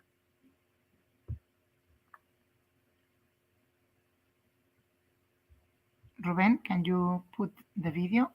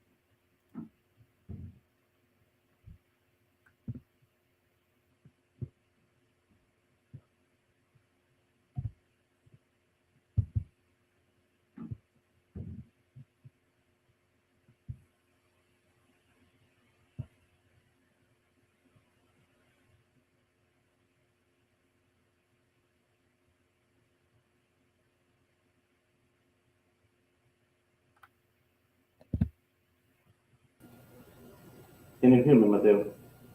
Yes, I listen to you.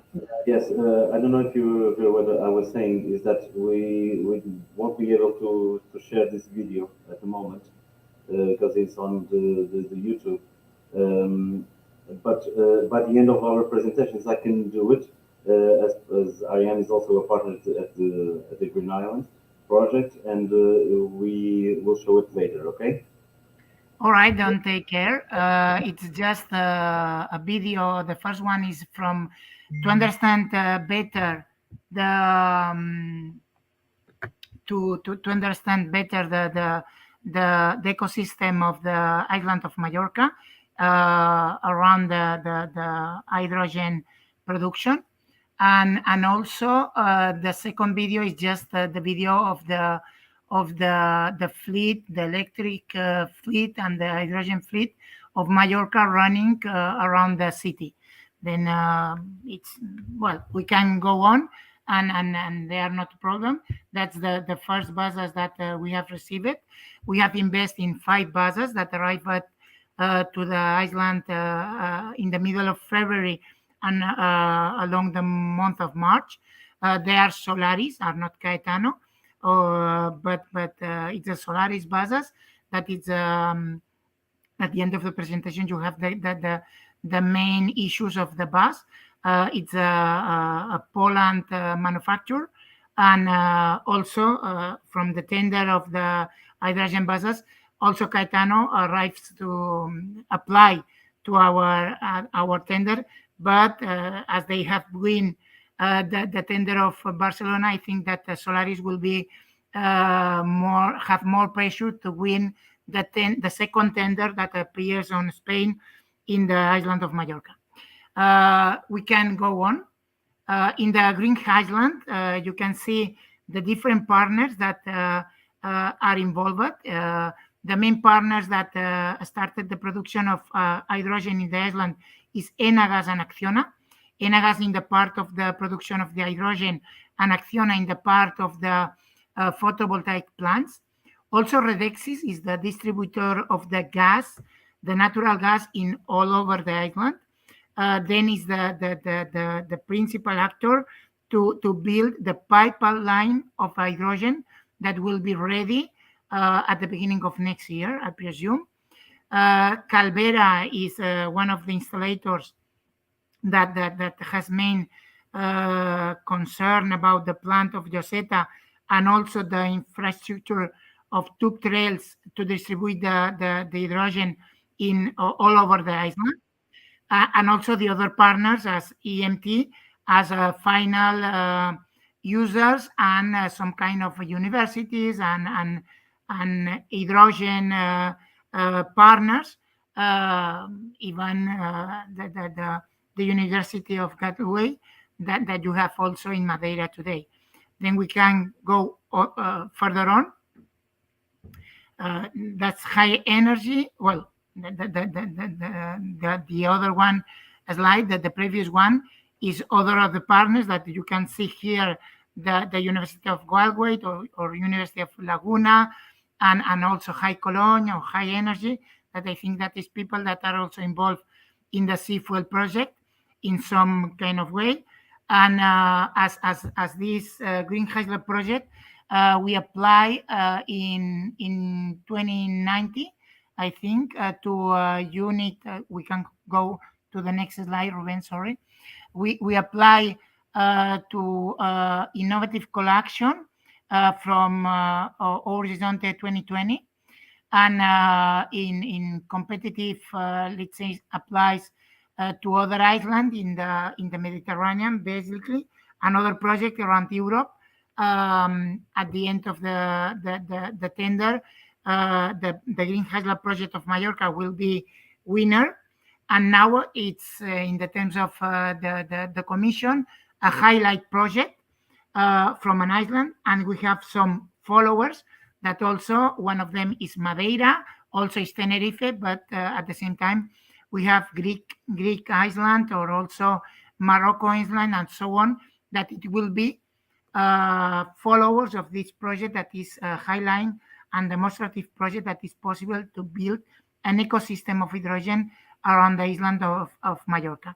This project is well known, and it's according with the first presentation that you have seen along the date of today in the Seafuel project, or in Inter-Atlantic area, that is located, obviously not in Atlantic area, is located in the Mediterranean Sea. We can go on the next. That's some kind of time. The first discussion, the first conversation that we have around hydrogen was at the, in Christmas 2080. 2080 is the first, let's say, 4 or 5 years ago, that we started to talk about hydrogen, the ecosystem of hydrogen, the project of Lloseta, and the application that can arrive. Then we do a lot of work during 2019 and 2020. In 2020, we win this innovative collection of 2020 Horizon. And in 2021, they started the develop of the plant of Lloseta in order to produce hydrogen. It will be more or less ready in 2022, and the first buses arrived on the first quarter on 2023. That is a couple of months ago. Then today we are talking about hydrogen buses. If we are talking about a reality, it's because 4 or 5 years ago we started with all this project. That is something that I presume or understand, and in the Seafuel project you are also started several years ago. It's just from the paper to the reality, from an idea that has started on at the end of 2018, the beginning of 2019, to the reality. It takes time. It takes more or less about 12 months, 15 months between you decided to invest in a hydrogen buses to make a reality of these hydrogen buses. It's just to show to all the people that the things we cannot improve. Also, the project, apart from the UEA of the Horizon 2020, we also have the support of the IDEA and the MOVES plan in these 5 buses of hydrogen of 12 meters that I have not explained before. We can go further on. That's a little chronogram of the things that we have on our part from June 2001, when we started to make all the administrative procedures in order to launch the tender. We have also the support of other partners of the project. mainly high colon, as I mentioned someone in the previous presentation. Germany is one of the countries that have a big fleet. Then I say 1.5 years ago, they stay here in Mallorca. Their assessment to us in order to make the administrative tenders and procedures in order to make the tender. We launched during the 2022, and the first buses arrived at the first quarter of 2023. Let's say 2 months ago, at the end of February 2023, along the month of March before Easter of the year. Next slide, please. That's just to talk about the hydrogen station that we will have in our depot, also includes in the ecosystem plan. Next slide.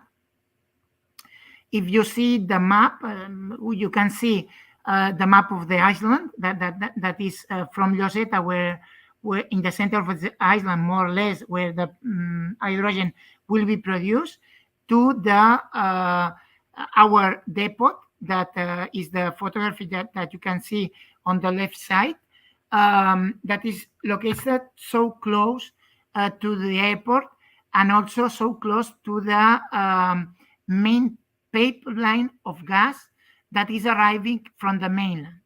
Then the idea is to have close to this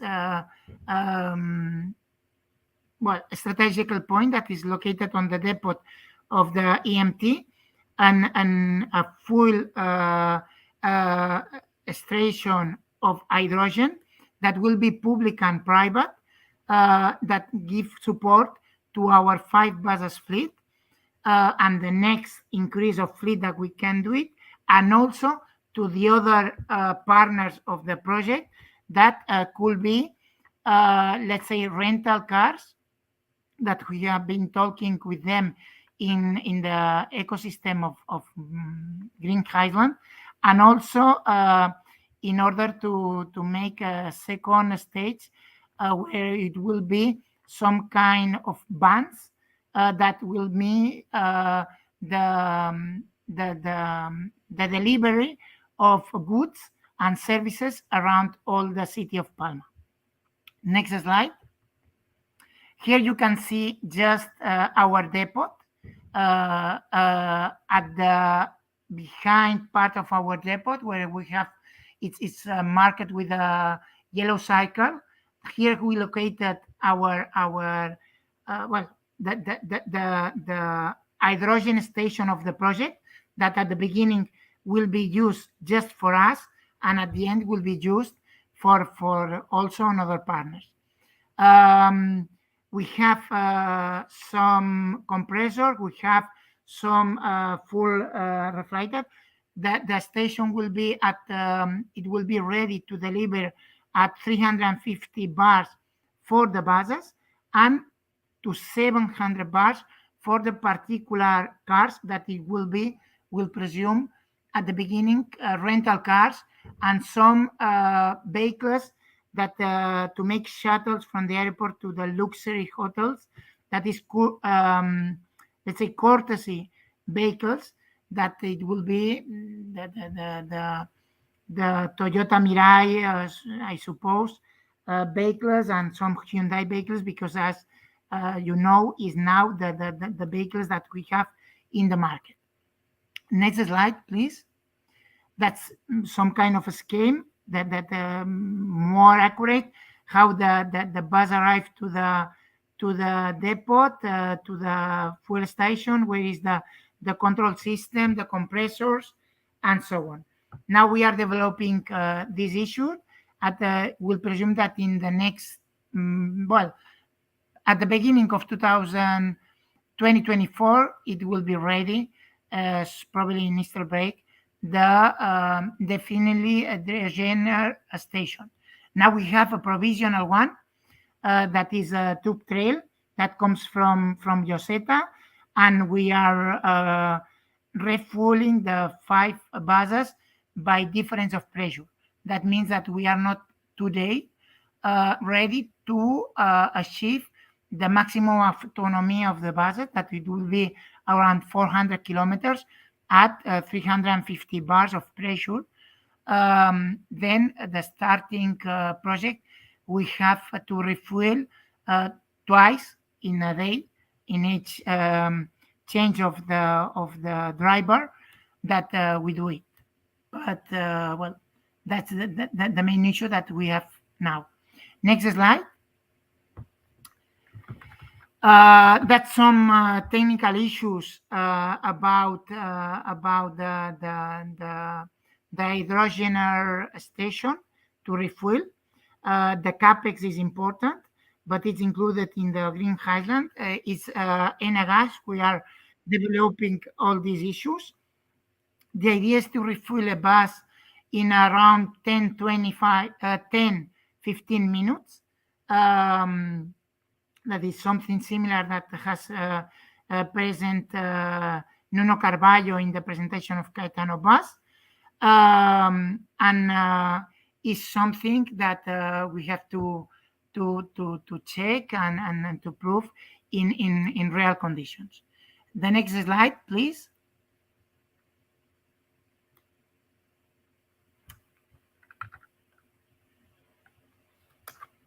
Ruben, the next slide is the main issues, the main items of the bus, of Solari buses, is something quite similar to the Caetano buses. They explain all the functionament, the running as a bus. All the main issues are on the rooftop of the bus. The main difference is Caetano bus has a joint venture with Toyota. In our case, Solaris is working with Ballard, but also the main issues is 70 kilowatts. Also have a kit of electric batteries that are ion buses that give energy to the electric motors that have on the wheels. And also we have asked for a capacity of hydrogen of 37.5 kilos that give us an autonomy more or less of 400 kilometers. That is our requirement, because we are talking about consumptions that started in 7 kilos every 100 kilometers, that we presume on summer season with a lot of consumption or air conditioning, that we will have around 9 kilos every 100 kilometers, but we have to check all these kind of things in real operation.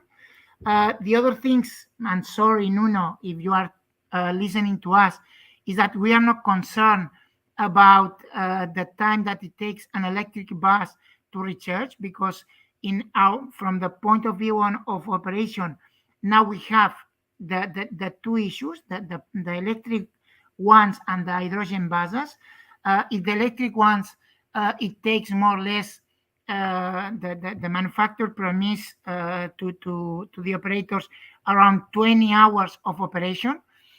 For us, if you have 18 hours of operation, 16 hours of operation, that is 2 drivers, let's say, or that drive the bus 8 hours each one. If we have 16 hours of operation plus between 4 and 6 hours of recharge, we have not problem with this kind of vehicle, because we are not operating 24 hours in a day. Obviously, the autonomy of the hydrogen buses is a little bit higher. We have some lines that has a comportment more, let's say, interurban than urban cities. The lines that comes from the airport to the city center, the lines that comes from the beach part of the city to the center cities have more comportment of short doors than that is in interurban city. There's a short one that is where we have to prove the electric one.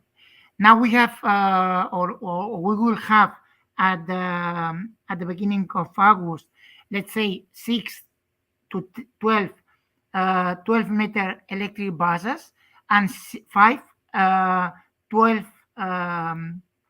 meter hydrogen buses that we wanted to compare the real operation issues between the electric ones and the hydrogen ones, because we presume that at the end of the day we have to make a combination of these two technologies related with the different lines and orography of the city and services that we have in our fleet. Also, now we are planning, because we have also received today in a provisional resolution grant to invest in 18-meter buses, each of them hydrogen buses and also electric ones. And this is someone that we prepare all the tender and the technical issues on the summer season, and we have to develop and to make in the next probably 12 or 18 months. We have at the, let's say, in the end of 2024, at the beginning of 2025, the first hydrogen buses of 18 meters, and also the first pure electric buses of 18 meters.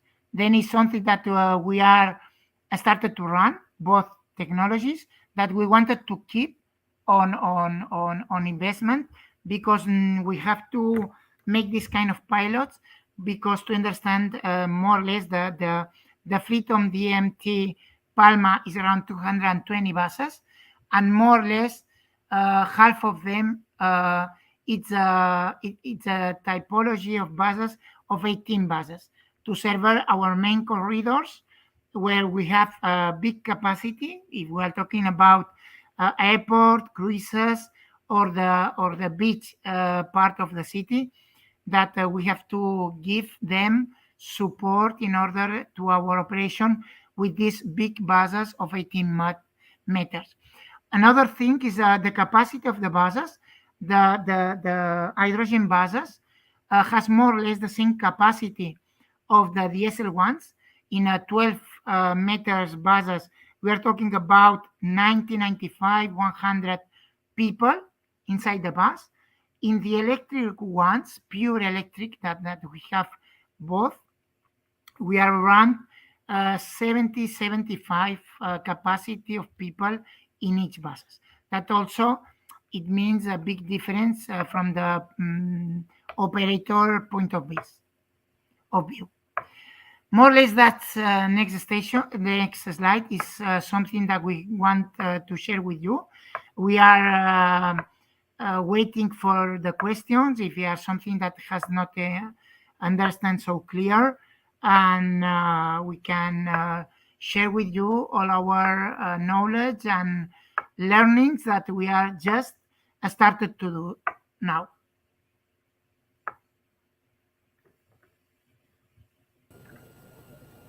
So thank you, Mateo. We are a little bit short of time, but we do have two questions. One for Nuno. Nuno, are you with us? No. Let's start with the one for the MT. Yes. Sorry, I was just reconnecting the camera. Yes, sorry. No. We do have one question for you. That is it expected that the fuel cell has to be replaced sometime during the H2 City Goal bus normal lifetime? If positive, when and how significant is this cost? Yes, the answer yes. Currently, it's common to all hydrogen buses, so the replacement of the stack is expected, but no one, I would say, neither Caetano, neither Solaris, for example, has the 7 years of running buses experience. So as of today, as per Toyota for the fuel cell stack of Caetano and Ballard from Solaris, allow me to speak on behalf of them as well. We are having more or less the same lifetime expectation, which is 30,000 hours. This may represent more or less 7 years of operation. The reason why it's stated as a need of replacement is because of the potential degradation of the stack and performance. So it can lead to an increase of consumption or a power issue. There is studies running behind the scenes by R&D to try to mitigate or to try to see what will really happen. As of today, if we have a full service contract with an operator, we need to consider the replacement. Maybe in the future will not be can be extended this time, but it's part of the current requirements from the fuel cell stack manufacturers. Okay, thank you, Nuno. And for Matteo, do you have a long time plan for replacing your fleet? We didn't get how many cars do you run, and what is your long-term plan for substitution of the fleet? Well, for us, the hydrogen buses and the electric ones, it's just a pilot today. Now we have make a big renew of the fleet from diesel to natural gas, and also we started to prove these new technologies of zero emissions, that is the hydrogen and the electric ones. Why? Because we wanted to know in 3 years' time, in 5 years' time, in 7 years' time, when you have to make a big renew of the fleet again, have all the performance, all the operation issues in order to check which is the best solution, the pure electric buses or the hydrogen buses. And we presume that will be a mix of them in order to serve the different kind of lines that we have in our city. Then you have to know well your reality, your city, where we have to make this kind of, probably for pure urban lines, it will be better performance, the pure electric ones. And for these kind of lines that we have from the airport, from the beaches, from the cruises, that have this kind of mix between urban and interurban city services, the performance will be much better from the hydrogen buses. Then we started with the 12 meters buses, but now in the next year, we are investing yet in 18 buses meter. That is something that I think are just a few of bus companies, operators that are doing today. Okay. Does anyone in the audience wants to make any questions? Okay. As we are running out of time, thank you very much for your presence in our seminar. Of course, you are welcome to keep on with us to see the rest of the presentations, and we are going to return to our presentations. Okay. Just Thank you.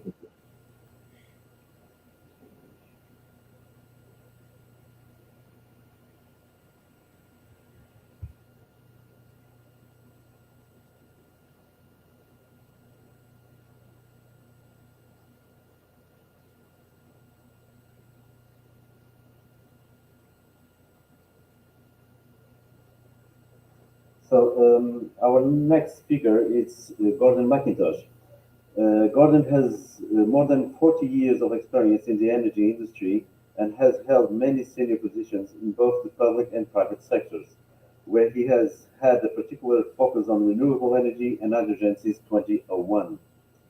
Currently retained as an advisor to major project developers in UK, Ireland, and Canada, Gordon also acts for niche technologies in companies in the areas of green and blue hydrogen production, refueling, infrastructures, and new solutions for sustainable mobility in many other markets.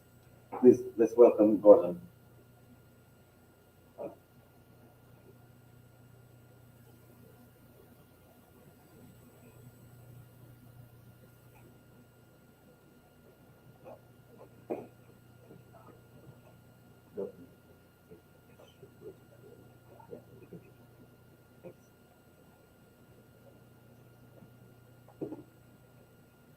Good afternoon, everyone. First of all, thank you very much to the organiser for inviting me to speak to you all today. It's indeed a pleasure to come and visit Madeira. So, a little bit of background first. The principal focus of my work over the last 40, 50 years, I can't believe it's 40 years, has been in Aberdeen in Scotland. And in Aberdeen, the focus of the economy has been the oil and gas industry over the last 50 years. First discovered in 1969 and then developed in the early 70s. I started work in 1979 with KPMG, as it is now, and moved to the North East Scotland Development Authority in 1984. And most of my work there was about developing the oil and gas supply chain.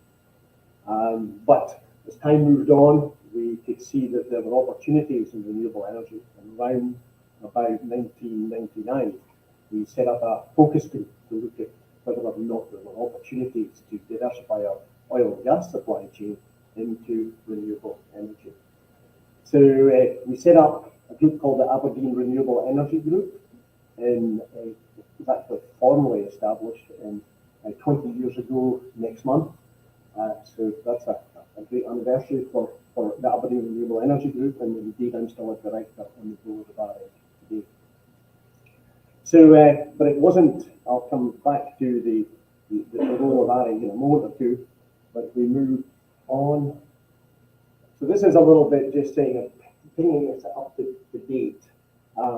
Scotland has been heavily dependent, if you like, in terms of employment in the oil and gas sector. But quite a bit of work has been done by the universities in Aberdeen and other organisations to look at the transferability of skills in relation to renewable energy. I'll come to hydrogen in a moment. And you can see there, at least 68% of UK's oil and gas workers have got those skills, those transferable skills that can help the transition into renewable energy. So that's going to be an important piece in terms of the decline of oil and gas, and then the uptake in terms of the opportunities around renewable energy.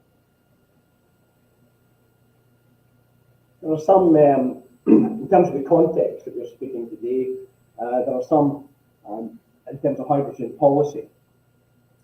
We look at the UK government having clearly an important role in terms of national strategy and grant funding. Then we've got the Scottish Government in relation to the regional strategy and grant funding. I mean, Aberdeen City Council, in terms of being one of 32 local authorities in Scotland, that has got a clear role in terms of local strategy and direct investment.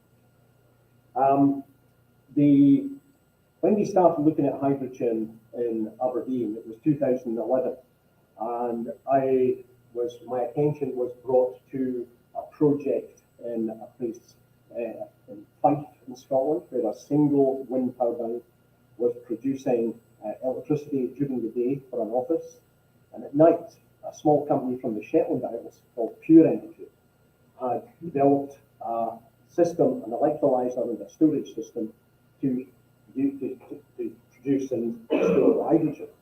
And the hydrogen was then being used when there was no wind. And at that time, AREG had been involved in developing the European offshore wind deployment sector in Aberdeen. Some of you may remember that due to Donald Trump's objections to that project. And we could see that there were maybe opportunities in relation to the offshore wind farm that we were developing to use nighttime hydrogen to start a new element of the economy in the city of Aberdeen. That was heavily supported by the EU. It was fantastic. The joint hydrogen and fuel cells team in Brussels were fantastically supportive, and they supported several projects that allowed us to move forward. I'm just going to move on now, I think, to the next slide. Oh, that goes through two. So this really is the if you like, the timeline that we were involved with. You can see that we started in 2011, but before we got together, we really started putting an initial strategy. It was an outline strategy that we put together in 2013, and it included pilot projects, including 2 EU bus projects that we merged into one, 6 buses in one and 4 in another. And we were very fortunate because two cities dropped out of existing projects and we were able to step into their shoes. So we didn't have a long process to go through, so it helped us in terms of the speed of developing pieces. So the first project we did, and we had a wide range of partners involved in the project, but the two key partners, I suppose, in terms of the technology were Hydrogenics, the Canadian company that's now part of Cummins, and BAL. They were the two key players. But more importantly, the two private sector bus companies, First Group and Stagecoach. First took 4 buses and Stagecoach took 6. And they were built by Van Hool in Belgium. And you will recall, and some of you have been involved for a while, that the cost of these buses have gone down dramatically in the period since then. I think it was 1.1 million, it's in the presentation somewhere. At that time, it's now about £550,000 is my current understanding of the price. So the part of this project, it was really important as we move forward that in terms of the buses, is because we had to do the whole range, if you like, everything from the production of hydrogen with the electrolyzers at what we call the Kitty Brewster depot in Aberdeen. And Kitty Brewster was the council's depot. Fortunately, I was the Director of Enterprise Planning and Infrastructure in the city, and so I had responsibility for the depots and the economic development and planning, which is a good hint in terms of how we managed to get things forward fairly quickly. But we focused on Kitty Brewster as a place to produce the hydrogen, and we had 2 electrolyzers to ensure that we had backup to store the hydrogen and to fill the hydrogen buses. We also made sure that it was both 350 and 700 bar, so it would be accessible to cars and vans and other vehicles as well. And of course, the most important thing in relation to the success of the buses was to have the facilities for repairs and maintenance in terms of this completely new technology at that time. And all of the safety features that we had to build in, including ventilation, etc., in relation to what was totally new to the people of Aberdeen in particular, and to our workforce in Aberdeen. We did get a number of engineers across from Van Hool in Belgium, and they spent a considerable amount of time training our technical staff and the repair and so on. So that was very, very exciting in terms of getting the hydrogen bus piece together. You can see here that in 2017, we built a second fueling station, again with good European support. It's called AIX. It was principally focused on vehicles, and it's at the other side of the city in Aberdeen. So we were fortunate we had further backup in relation to AIX backing up the Kitty Brewster depot. So at that time, that's still the situation today. There are still just 2 fueling stations in Aberdeen, but I'll say a little bit more about that later. So we then moved on to how can we diversify. We wanted to educate people about hydrogen. We wanted hydrogen to be a key element of the economy. We wanted to build a supply chain. So we borrowed from another European project that we were partners with in Bremen, and we started a car club. And we put in Hyundai i35s and the first 2 Mirais into the car club, and so the people in Aberdeen could get easy access to this car club. A car club that many of the other cities will have now, I'm quite sure, where you can rent the car by an hour with your just online, you just put it in and you go. So city centre focused, several places, several parking areas around the city where you could pick up one of these cars. They were either electric or fuel cell cars, and it was very, very successful to show people and allow them to trial, as someone said in one of the earlier presentations, to trial driving cars. So we thought cars would be next. Then we had 10 vans, which we converted to hydrogen. And then we moved on to street sweepers and initially to refuse vehicles, where we did the conversion.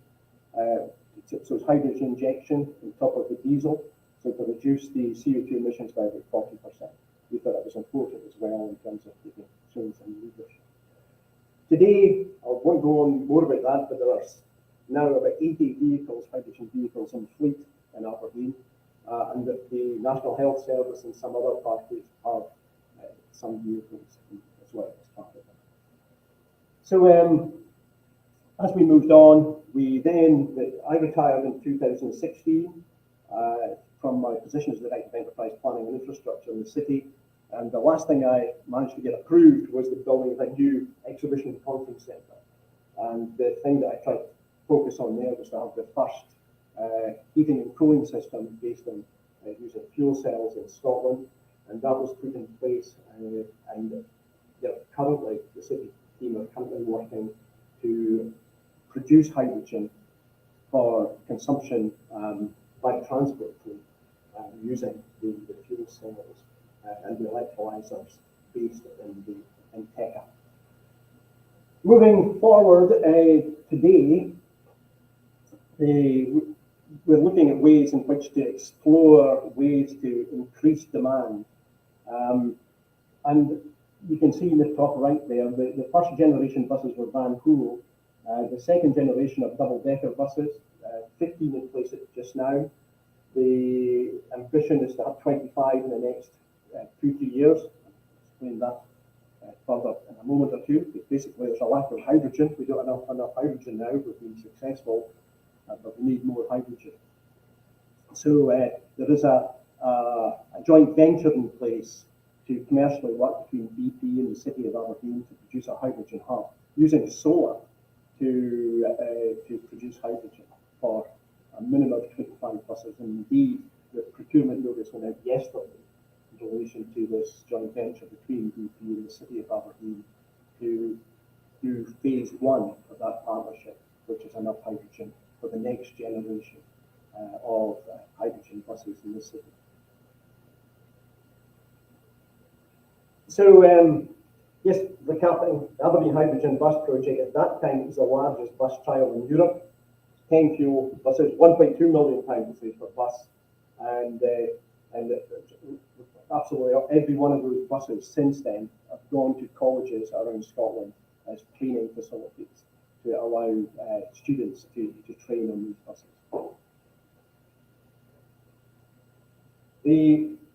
Going back onto the fueling stations, the 2 stations important here was that there's one station, the 8 stations, 130 kilograms a day, and the bigger one at Kitty Brewster is 360 kilos a day.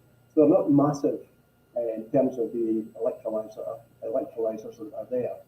And that's one of the challenges I see now, that in terms of as we build up bus fleets, we need to be sure that that fueling infrastructure, as several commentators have said, that fueling infrastructure is there. So we need those electrolyzers and fueling infrastructure in place before we can expand out of Aberdeen, in particular in relation to coaches to other cities. And I was listening keenly to Katana of what they were saying about coaches being available in 2025. That's going to be an important step forward in relation to getting hydrogen buses working across countries as opposed to within cities. So we're very excited about that. And the second piece was 350 and 700 bar capabilities in both of the fueling stations, so that the public can use those fueling stations at any time. We're currently working on a project to introduce hydrogen taxis in Aberdeen with the French company called Hype. Hype operate 300 hydrogen taxis in Paris, as some of you might be aware. And that is an important element as well, moving forward to broaden out the use of hydrogen vehicles in the city and the wider region. And one of the keys to that is, again, building up that infrastructure piece around cities and outward, because taxi drivers want to be sure that they can take their longer trip customers to their destination and back. So hydrogen taxis, a bit like hydrogen buses, they need that infrastructure before you can have the confidence to move forward. So moving forward. So we've now got, this is a picture of us in the Castlegate in Aberdeen, showing a selection of some of the vehicles that are, this was 3 years ago now, to be honest, These were the first generation hydrogen buses, together with the Toyota Mirais, the vans, and there's a street sweeper there as well. So we've got a good representation now to promote the use of hydrogen vehicles in the city, but the core remains the buses. And the buses have been fantastic in relation to being very visible to the people of Aberdeen. So if you walked into Aberdeen, into the main street in Aberdeen today and spoke about hydrogen, no one had any fear about hydrogen. They speak positively about the bus services that are provided. They love the hydrogen buses, the quietness of them, and the design as well of both the first generation and the second generation from Wrightbus. So that's, for me, a really important piece. We are now moving on. We've got a group called the North East Scotland Hydrogen and Vision Steering Group, and I chair the subgroup on hydrogen transport for that. We're looking at piloting more vehicles, and high on our list are coaches, but also HGVs, especially in relation to that oil and gas traffic. There are still 1,000 oil and gas companies in Aberdeen, and there's still an awful lot happening in the North Sea.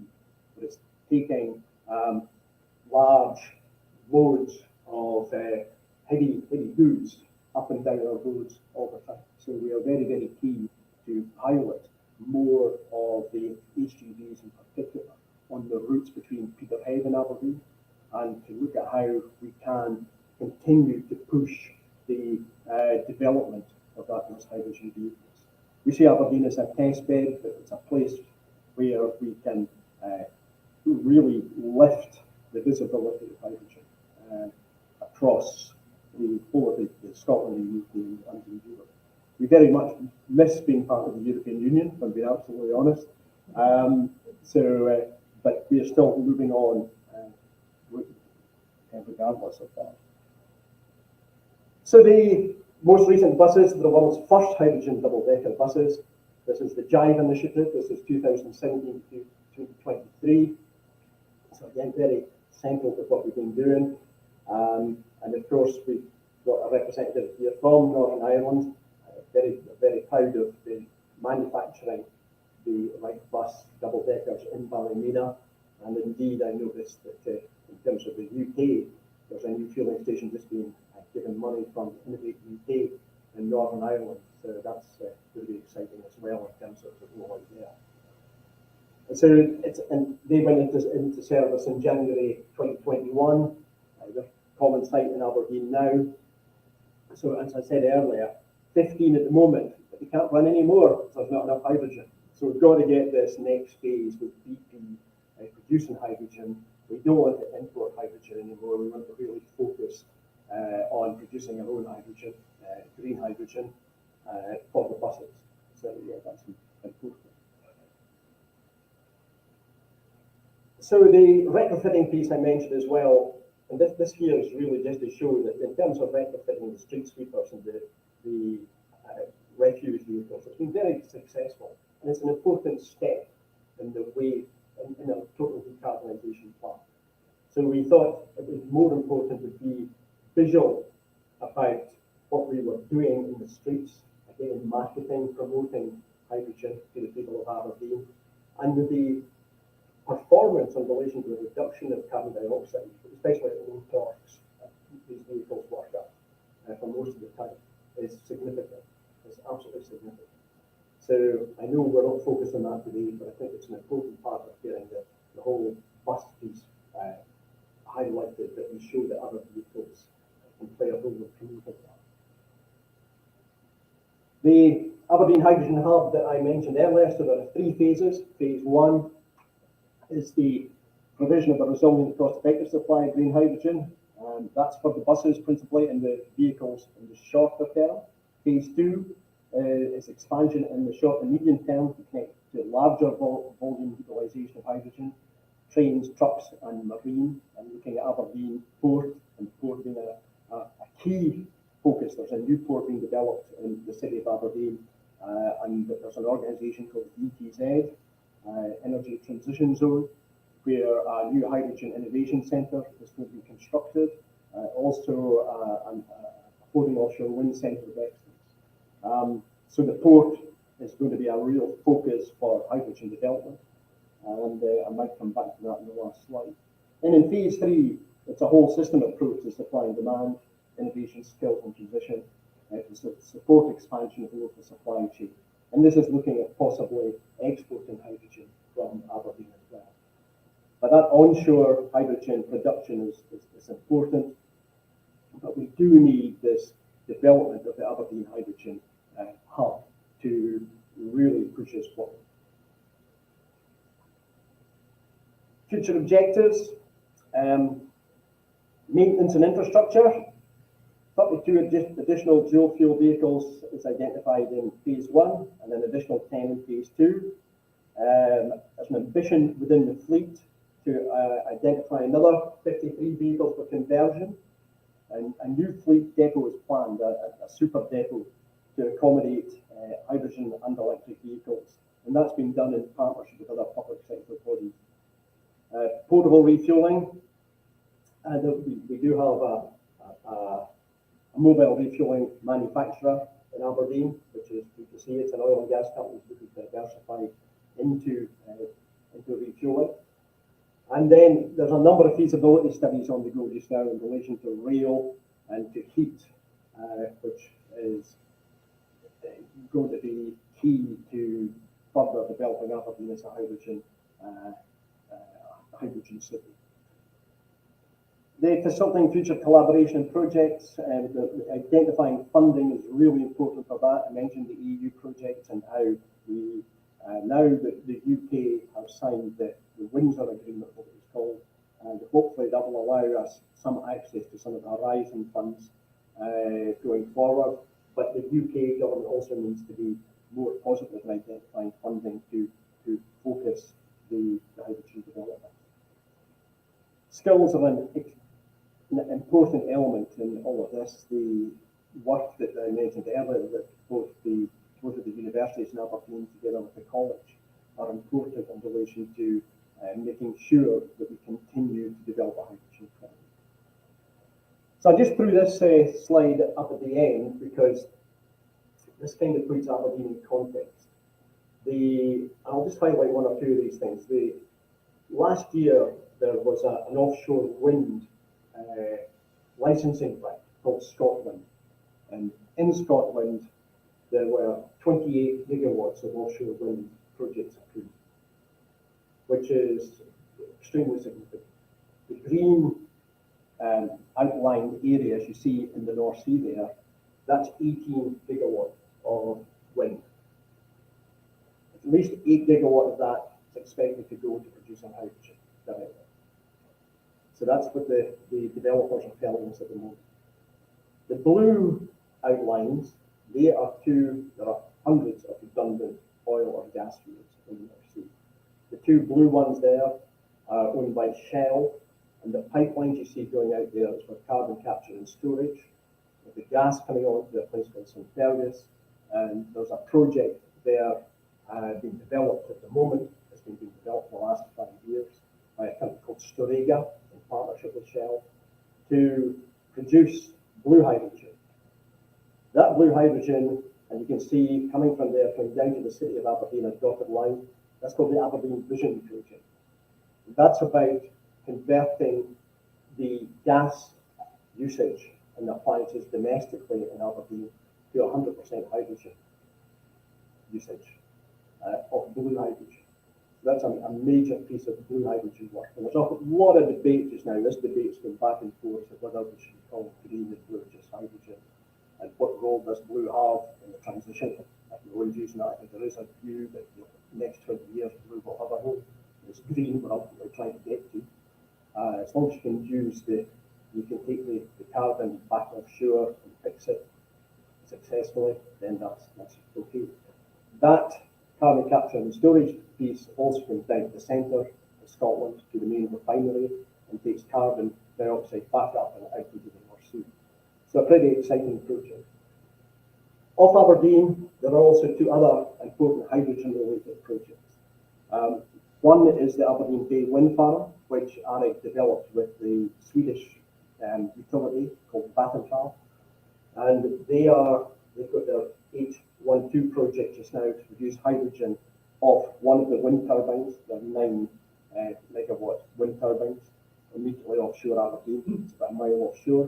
And there's a second project, and what was until 3 months ago the largest existing floating wind farm in the world, called the Kincardine project. There's a separate company, part of ERN, developing the Dolphin project, DOLPHYN. And again, that is to show that you can produce hydrogen offshore. That hydrogen will then come onshore and come onto the ETZ, the Energy Transition Zone, adjacent to Aberdeen Harbour, to the Innovation Centre that's been constructed there to further develop the hydrogen economy in the city. So just put that in. There are several other projects I can mention in there. There's a real focus for hydrogen development there. And just to the north of the map, that's where Orkney is. There are very strong links between Aberdeen and Orkney, between UNITE and the work that we've been doing at UOWBC. And the Inner Murray Firth, there is a separate hydrogen hub at a place called Invergordon in the Cromarty Firth. And again, that's aiming to produce hydrogen at scale for export. But it's going to be very interesting, the balance there is just now by producing hydrogen for export and the use of hydrogen. And I think the role of buses, crucially, is to promote the use of hydrogen and how we can't just focus on the production of hydrogen. We've got to be sure that our the capacity is there to construct, as we see Catano, Wrightbus, and companies like that develop their buses and hopefully coaches, because coaches are going to be a big step forward in that future. So I'll stop at that and happy to take any questions.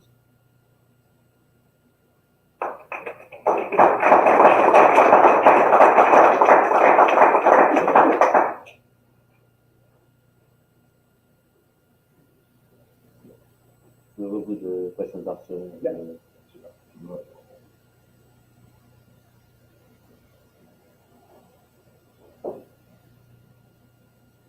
So, Tag Cummins, our next speaker, I hope I was spelling it well, is a master's student in the College of Science and Engineering at the University of Galway. His current area of research is the techno-economics of green hydrogen and electrification in public transport fleets. Let's welcome Tag. Is it good? Yeah, Tag. Thank you.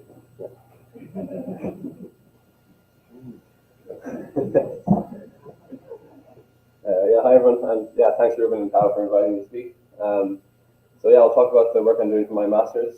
So I work for the GenCon project, which is another InterEdge project, and my work has developed the enabling support tool.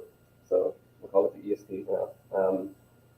So it's looking at green hydrogen versus electrification in bus fleets, which has been touched on a lot already. So it always comes down to the cost. Basically, the bus fleet operator is asking which one is the cheapest option, really. So they're asking, why should I use hydrogen when I can electrify for cheaper? But as it's been touched on by Nuno and the others, the range of hydrogen buses is usually more significant. So that's where hydrogen can come in for the more energy intensive routes and portions of the fleet. So what does the enabling support tool do? So it enables bus fleet operators to plan and scope the best fleet decarbonisation mix.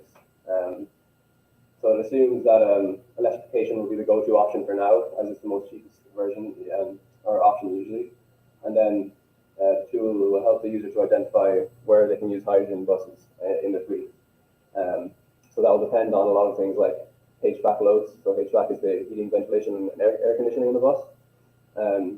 Utilization rate is daily distance driven by the buses. So passenger and battery weight go into it, steep gradings. So the enabling support tool kind of tries to factor in all of these things to help inform the user. So where hydrogen is more effective. The EST calculates total cost of ownership is one of the main outputs of the tool, which is it factors in all the costs over the whole lifetime of the bus fleet. Okay, so there's animations in this slide, but it doesn't seem to be working.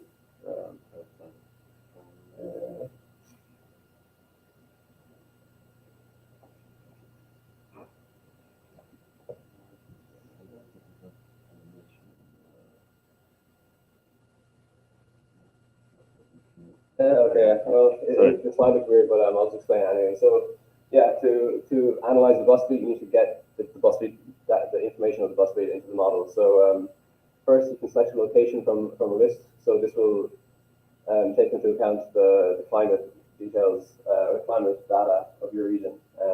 That'll be used then to calculate or get an estimation for the daily HVAC demand in the most intensive month. So usually it's January for cold places, or August for hot regions. So that it calculates the energy consumption that will be needed to heat the bus or cool the bus, and based on that, the model calculates how much the range of an electric bus will be reduced. So then that number is displayed to the user, and they can input the buses in their fleet using that range. So 3 bus sizes can be input: single decker, double decker, and 80-meter articulated. And the main inputs really are number of buses and average daily distance driven by the buses. So the user looks at their bus fleet and the distance driven by each bus, and they input the number of buses and the average daily distance above the range of an electric bus and below the range of an electric bus. So the EST is kind of splitting their fleet up already into which buses are driving the higher distances that the battery electric buses can't manage, and which are driving lower. And then they can input economic inputs like the price of hydrogen, electricity, and diesel in their area.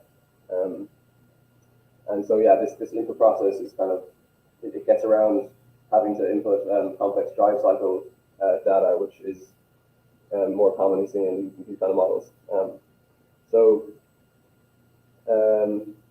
Oh yeah, so you can't see it here, but you can input buses into 4 hilliness categories in the model. So there's 4 hilliness categories going from flat to, those squiggles there kind of show the flat to moderately hilly, hilly and then very hilly routes. That was based on calculations I did.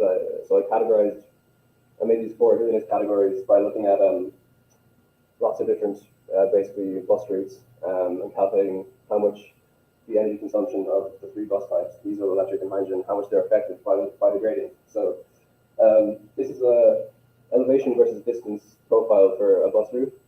You can see it's symmetrical because for a bus route, the bus will come back to the start position at the end of the route. So for a given bus route, I divide it into multiple segments and calculate calculate a fuel consumption penalty for each segment, and then you get an average fuel consumption penalty for the whole route. And I calculate those based on these curves that I made based on data from bus reports on bus performance and studies in the literature as well. Looking at so those curves there show how much the fuel consumption of a bus increases based on the gradient. So on the small graph on the right there, you can see it's got that kind of on the left side, it's going below the axis. So that's accounting for regenerative braking for electric buses. So for negative gradients, you can see it's consuming much less energy because it's getting that energy back because of regenerative braking.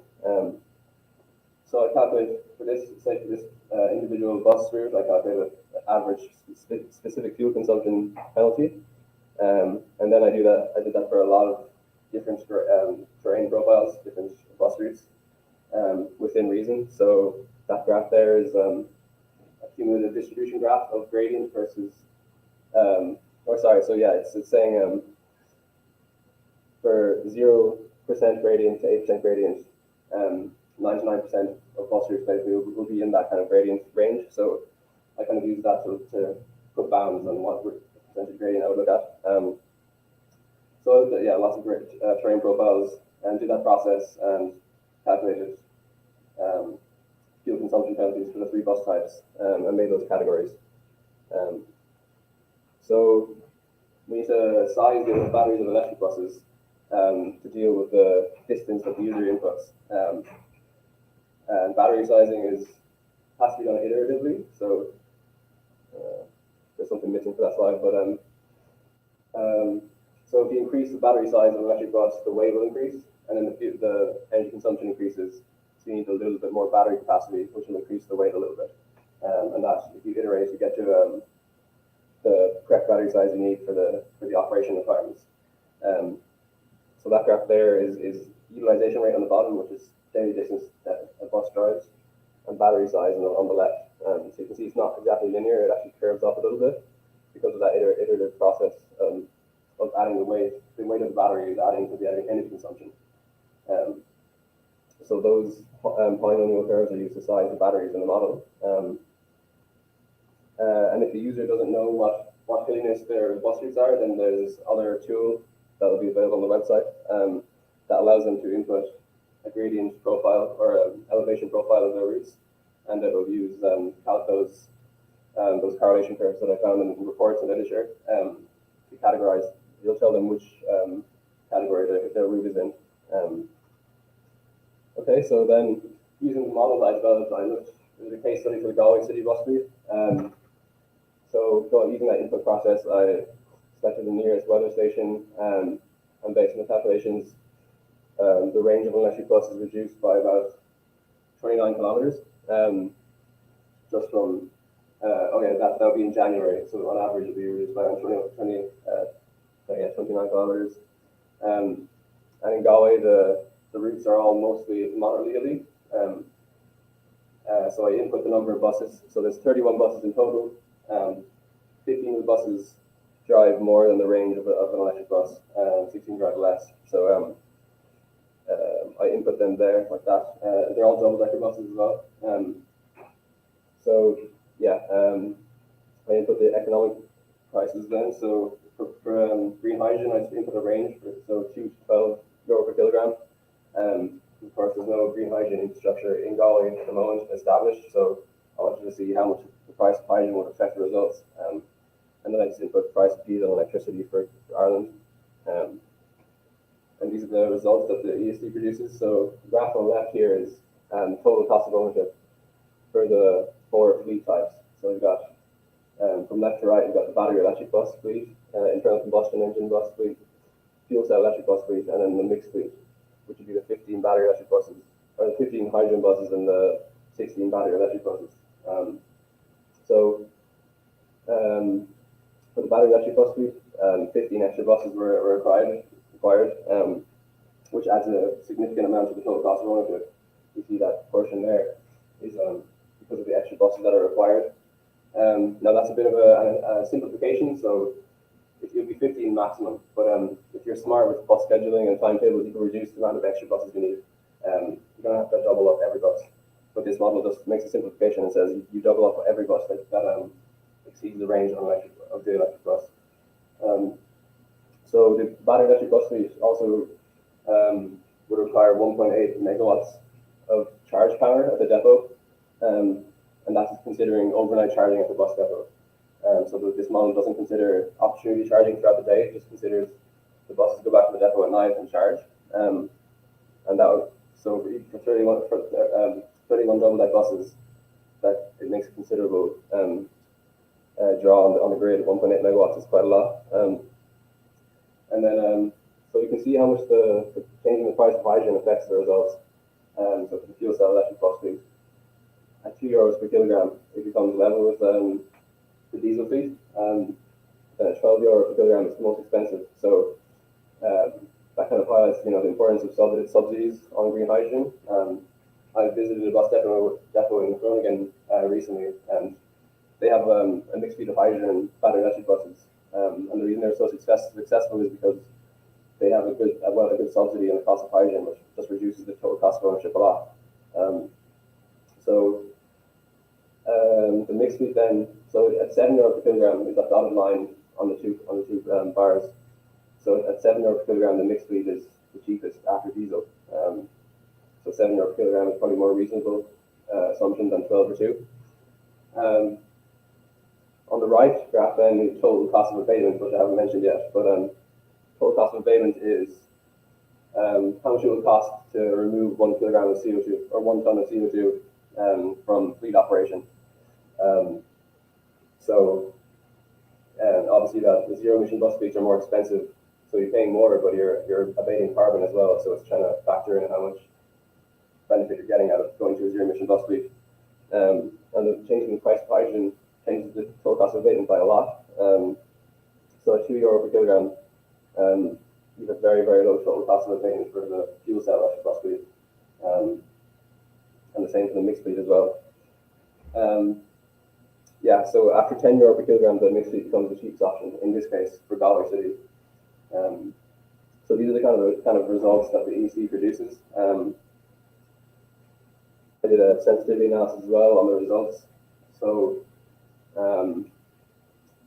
these graphs are showing how much on the left, how much the TCA changes by changing input parameters by plus or minus 10%. So you can see fuel consumption of the buses, diesel price, and the bus price. They have the most significant impact on the results. But I won't spend too much longer on that slide. So there's some limitations to the model as well, of course. So we have to make some assumptions and things like this. So it does not consider opportunity charging. And so in some cases, it might be more suitable to go for charging the buses at bus stops along the way. So it will reduce that demand on the grid as well. So that's something to look into too for bus fleet operators. And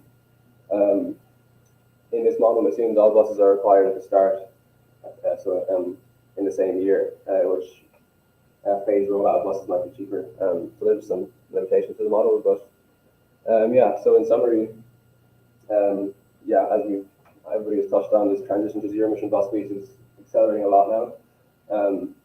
And electrification at the moment is usually the cheapest on the bus-by-bus basis. But green hydrogen has many potential benefits and can be cheaper in certain cases, you know. And so if more sectors being electrified, there's more demand being placed on the grid. So that's something that often is not considered when looking at electric bus fleets, like how much just pure power that they need when they're charging at the same time. The grid operator might just feel like we can't provide that much power, and you need to upgrade the substation as well to deal with that. So that's another kind of way that hydrogen can be beneficial too. Yeah, so the main takeaway is that fleet operators should consider a mix, like the previous presentations have said, a mix of both technologies. One might be the most smart choice in most cases. And yeah, so that's everything for me, guys. I think I'm happy to take questions after.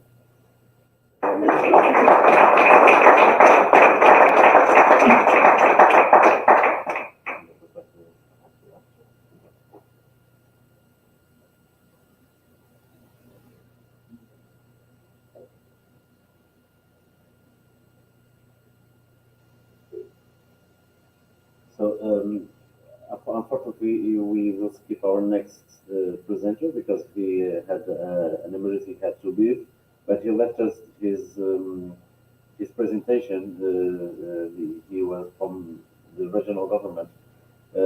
He has left us his presentation, and we are able to share it with you after our seminar. So we are going to Joana Galvesi from Horário do Funchal, which is the bus operator in Funchal City, and she's a planning technician. She works at the Research and Planning Department, performing functions under the scope regional and international projects, operations related with the fleet renovation, projects dedicated to the implementation of major activities to promote sustainable mobility. Please welcome Joana.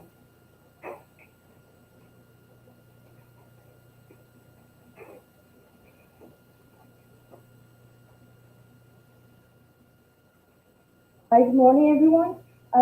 First of all, thank you for this invitation and the opportunity to be here and share with you what has been our public transport operator in Funchal experience in what regards fleet renovation strategy.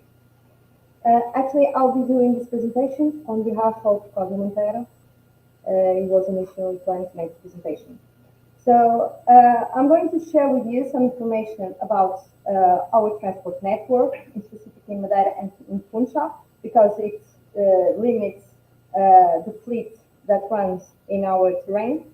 I'm going to share with you company profile, information about our public transport fleet, our approach, our city destination project experience, which was very important to decide our fleet renovation strategy, address our fleet renovation strategy, and share with you some final notes. So Madeira is quite a small island. It is a volcanic origin island with very high and steep mountains. So these limits or our roads are very steep, and in most cases narrow. So this is a very big challenge for our drivers and for buses that can run around the island. Here I have an example. From west side to the east side, it is around 60 kilometers, and we take up to 71 minutes to go from one side to the another one. We have to go around the islands, either north or south. So it is very difficult to drive. Of course, over the last 20, 30 years, we have been improving our transport network, but still it is complicated. Our public transport in Madeira is organized or have 5 public transport operators at the moment, and in the near future it will change, probably next year. Horários do Funchal operates or explores the urban service in Funchal, the main capital. Regarding modal share, similarly to other countries in Europe, public transport has been witnessing a modal shift from public transport to mostly individual transport modes. As in the rest of the island, Funchal is also characterized by orography that is very demanding. We have very narrow streets, very steep. For example, on that picture, we have a situation that happens a lot, where you have a very steep, very narrow bus that is struggling. It has to compete with parked cars, with people that don't have sidewalks, and that is coming out of the doors. So this is the reality. We operate there, and we have to adapt our buses and operation considering this. If you can see, for example, most of our network has between 0 and 10%, but 2% of our performed kilometers are done on a slope over than 20%, which is very high. In this image, the yellow, the light yellow, are the network with the normal slope, but in red and orange we can see what are the slopes that are very high or difficult or are a challenge for us. They are almost everywhere. So the buses that we have or that we can have and run on most of our network have to have specific or at least some departure and approach angles. So this is also a challenge for the companies that produces buses. So at the moment, our fleet is composed by regular buses. We have mini electric buses running on the city center. They connect the city, the cruise ports, and the historical city center. They contribute to reduce noise and emissions in the urban center. We have specific buses for the high areas with very steep slopes, and a specific service for mobility for people with reduced mobility. Going back to 2018, at that moment we had a fleet that was old. On average, our buses had 22 years old, and we had several technologies. And for example, 30% of our fleet was composed by buses that had 32 years old. So our fleet, for example, in this picture, you can see that the buses back then were a challenge to get in and get out. You can see on that picture, people had to go through 3 steps, very high steps, to get in and get out. So 2018, we were in a situation where it was urgent to renovate our fleet. The buses were, the consumption levels were very high, a lot of emissions. So we had to proceed to a decision what to buy. So back then we were implementing, actually Horários do Funchal was coordinating Civita Destination Project. IEM was our partner, and they coordinated and supported Horários do Funchal running tests with electric buses. So we tested ECT Gold Class, 2017, which was a good bus, 12 meters bus, great passenger capacity, but the battery was a problem. The bus with this typology would run only half a day. So to make the same service, we would have to have double buses. So this was not a solution at that moment.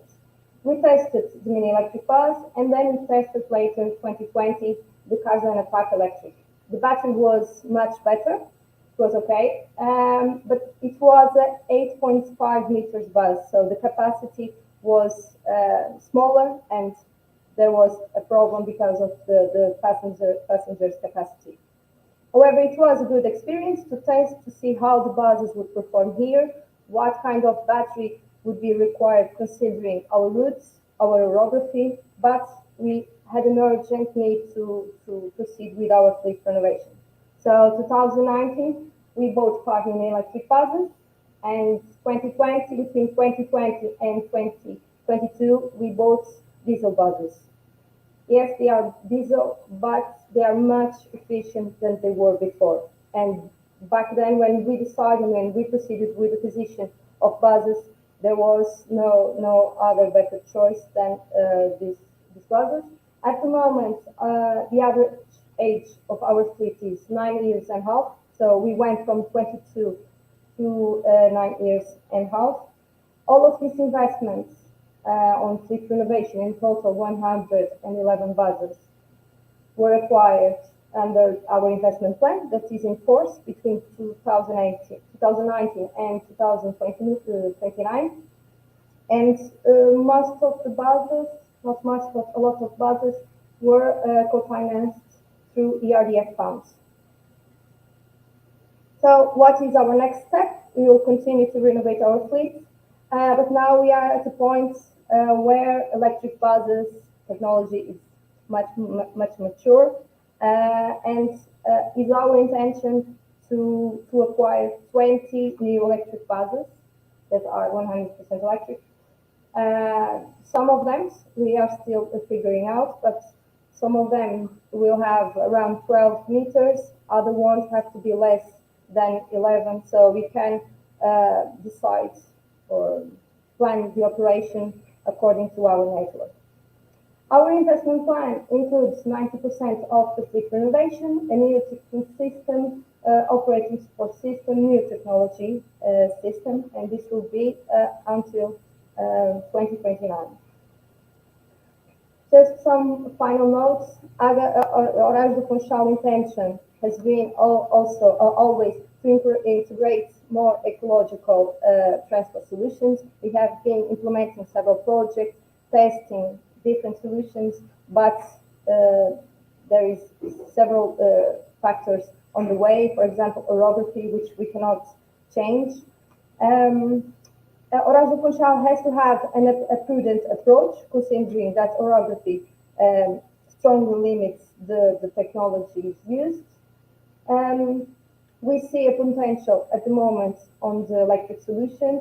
Of course, Horários do Funchal will follow our regional strategy, and of course, there is a possibility for Horários do Funchal to explore new technologies depending on the proper technical and financial framework. This is all from my side. Thank you.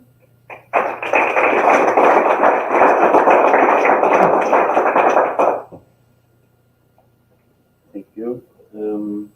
Well, this was our last presentation. We are now going for 5 minutes of questions and answers.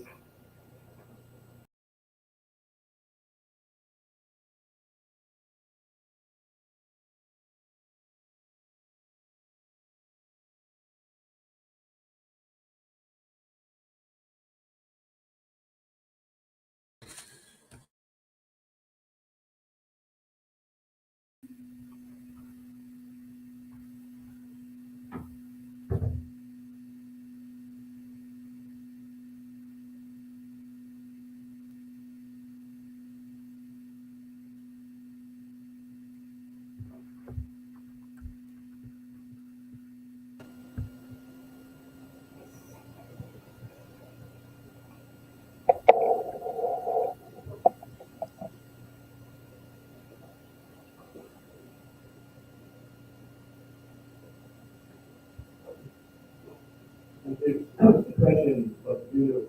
As I mentioned in my presentation, I was interested in your 2025 date for coaches.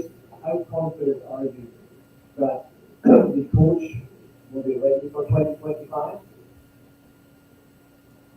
Sorry, it's. Oh, I think the question is for me, but it's impossible to hear. I'll say the question again. How confident are you that the coach will be ready for 2025? We will start prototyping next year, and it will be ready. Let's say prototype will be available third quarter 2024, and if the proof of concept is proven, we will start serial production first with 2-axle coach, and then moving more or less in parallel and deploying the 3-axle in 2026. Thank you. Thanks. Josh Williamson from IMG here, and a question maybe for Joanne, also maybe for the MT.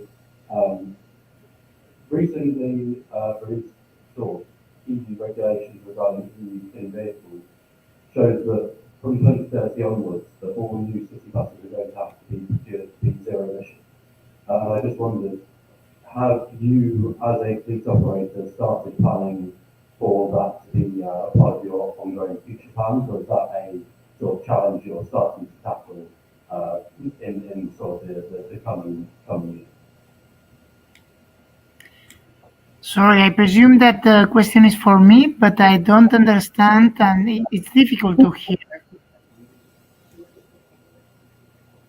I'll try to repeat and make it more succinct. New EU regulation basically is saying that we have to have zero emission buses by 2030 for new units. Is that something you're considering so far? Let's say, Ruben. 2030. Ruben, is really difficult to hear on our side because we are listening from the sound of the room, not from the micro, I think.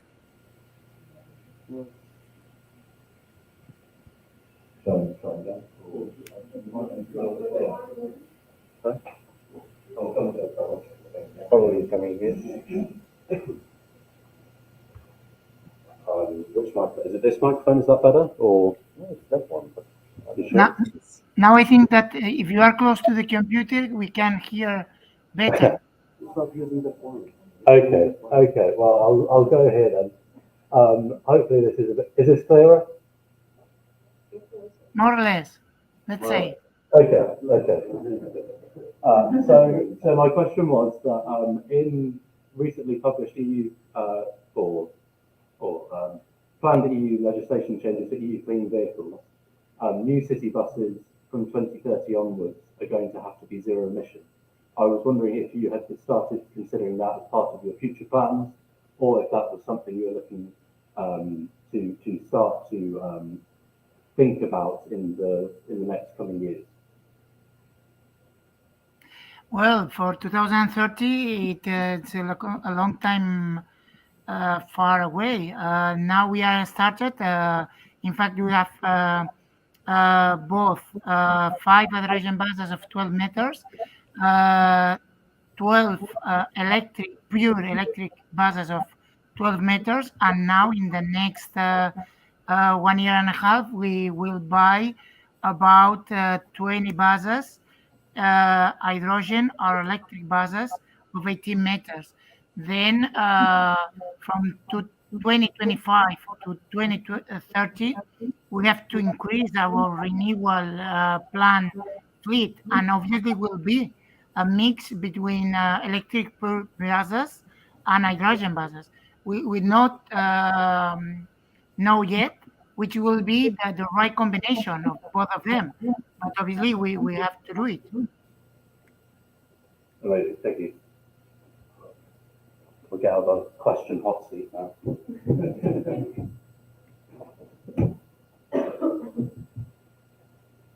Yeah, I do have here a question to, actually two questions to Gordon.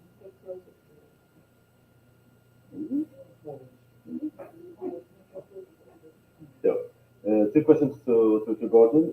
What is the water source that you're using to produce H2 in Aberdeen? Well, that's mains water. We are able to access mains water. That's what we use at present. Okay. And you said that the use of H2 was well accepted by the population in general. How did you start? Was it easy? You just introduced the hydrogen buses and the hydrogen vehicles, or you had to have, I think that is the question, if you had to have a preparation for the population to accept it. Yeah, so it's a good question. There's two parts to that. There was a public marketing campaign in relation to the process of the project. So people were aware of hydrogen and the possibilities of producing hydrogen buses. But then the formal planning process was also very broad and inclusive. It included the local people in relation to getting stuff that you know, a particular refueling station is going to be.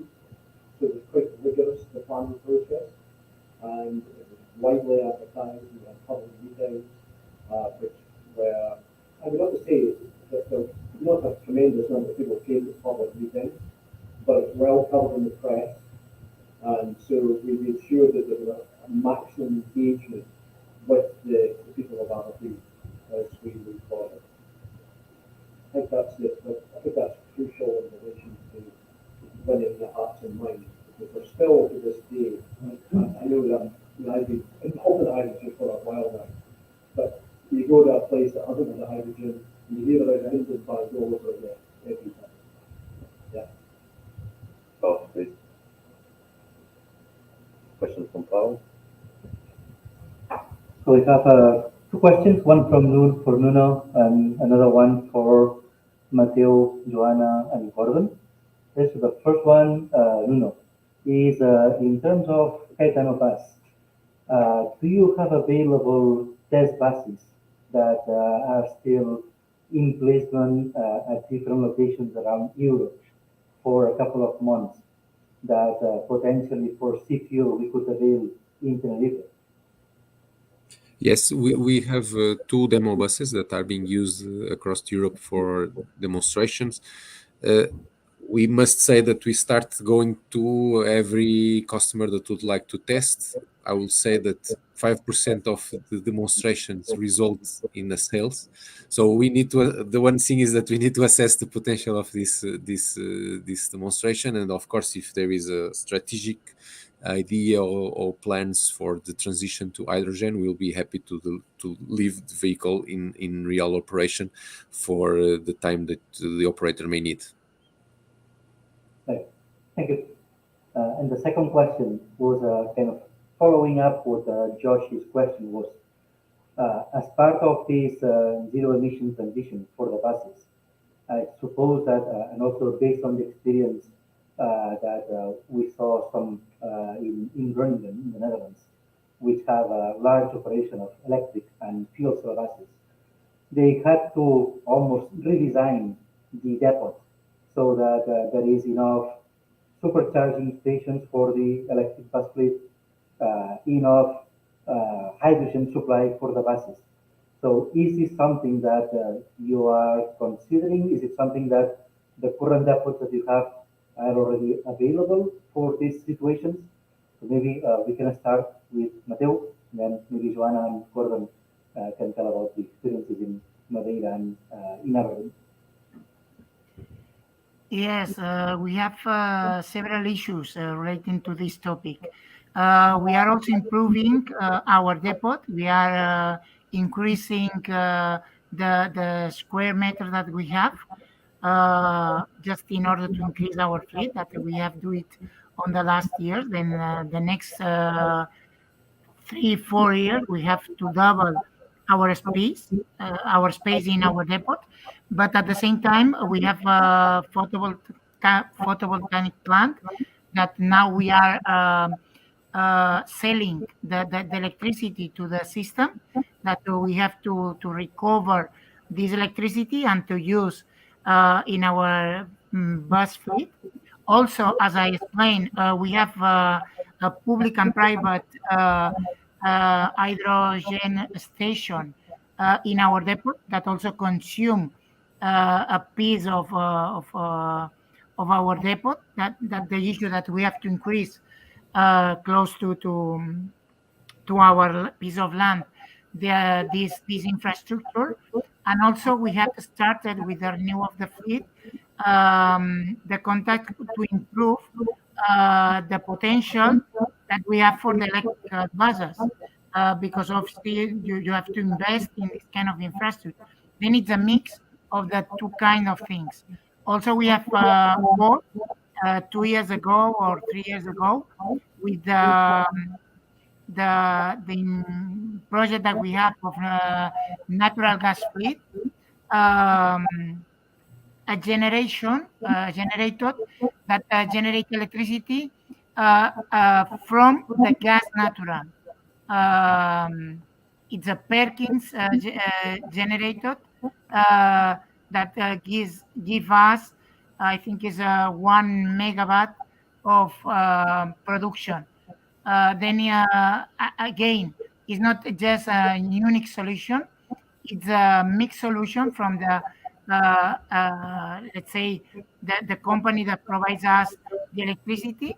It's also to generate our own electricity from the gas natural tube that we have now in our plant, in our depot, and also is in order to increase the photovoltaic plant that we yet have in our depot. It's a mixed solution from these three kind of issue. Obviously, with the hydrogen station that Enagas will build in our depot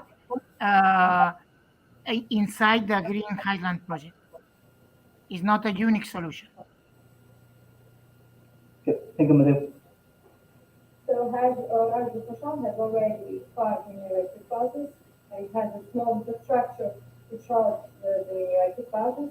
But in a scenario where we buy the 20 new electric buses, of course, we will have to adapt our depots to have the appropriate equipment and additional charging stations adapted to the buses. So it would be a process that foresees the acquisition of the new 20 electric buses, but also the solution to charge them. And also the planning of the operation, because the bus itself has different characteristics than the regular buses that we have. So it is all entire solution that we have to plan. And in terms of the Northeast of Scotland, there was a bit of work done a few months ago with all the local authorities, all the different councils, to look at their fleets and get how many could do hydrogen or electric. And it's something like 2,800. So there's ongoing work at the moment to look at how other fleets outside the city of Aberdeen can shift across to hydrogen. And the result of that is that there's two pieces of work.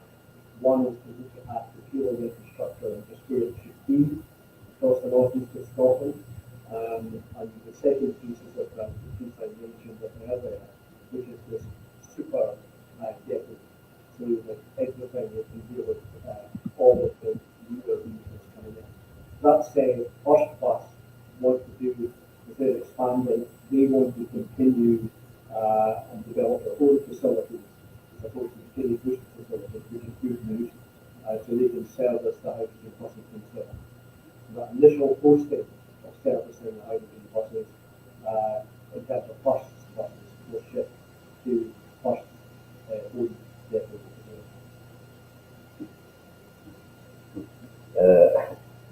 We are running out of time, but I need to do this question to Paul that comes in. Are you fitting in the sea fuel too? Yes, it's a short answer. Okay. And obviously this can be an exceptional question for the Vegas Atlantic area. Are you able and to support another kind of this project in this program at the next evaluation? That's what I told you in with the presentation. One of our main policy drivers is related to renewable energy. Green hydrogen is, of course, a very important concept. And Seafood has this particularity if you focus it on rural periphery of the peripheral regions. And this is also an important target for us because these regions, for example, Madeira or Tenerife and so on, have specificities that demand a different approach. And so those peripheral regions are very important for the Commission and are targeted by our program. So we are open to these kind of projects, and we expect to have innovative projects in our goals. Let's see what happens in the announcement of the selected projects by the end of June. I know that the institution that Paul represents also applied, and so we hope to have good news soon. Any last question? Well, just out of time, so I would like to thank you again, all of our speakers, our online speakers, our presential speakers. Thank you again for you who were here assisting at the audience to our seminar. Thank you for those who were at the computer, YouTube and Facebook. And we'll see you again next time. So thank you. Bye-bye.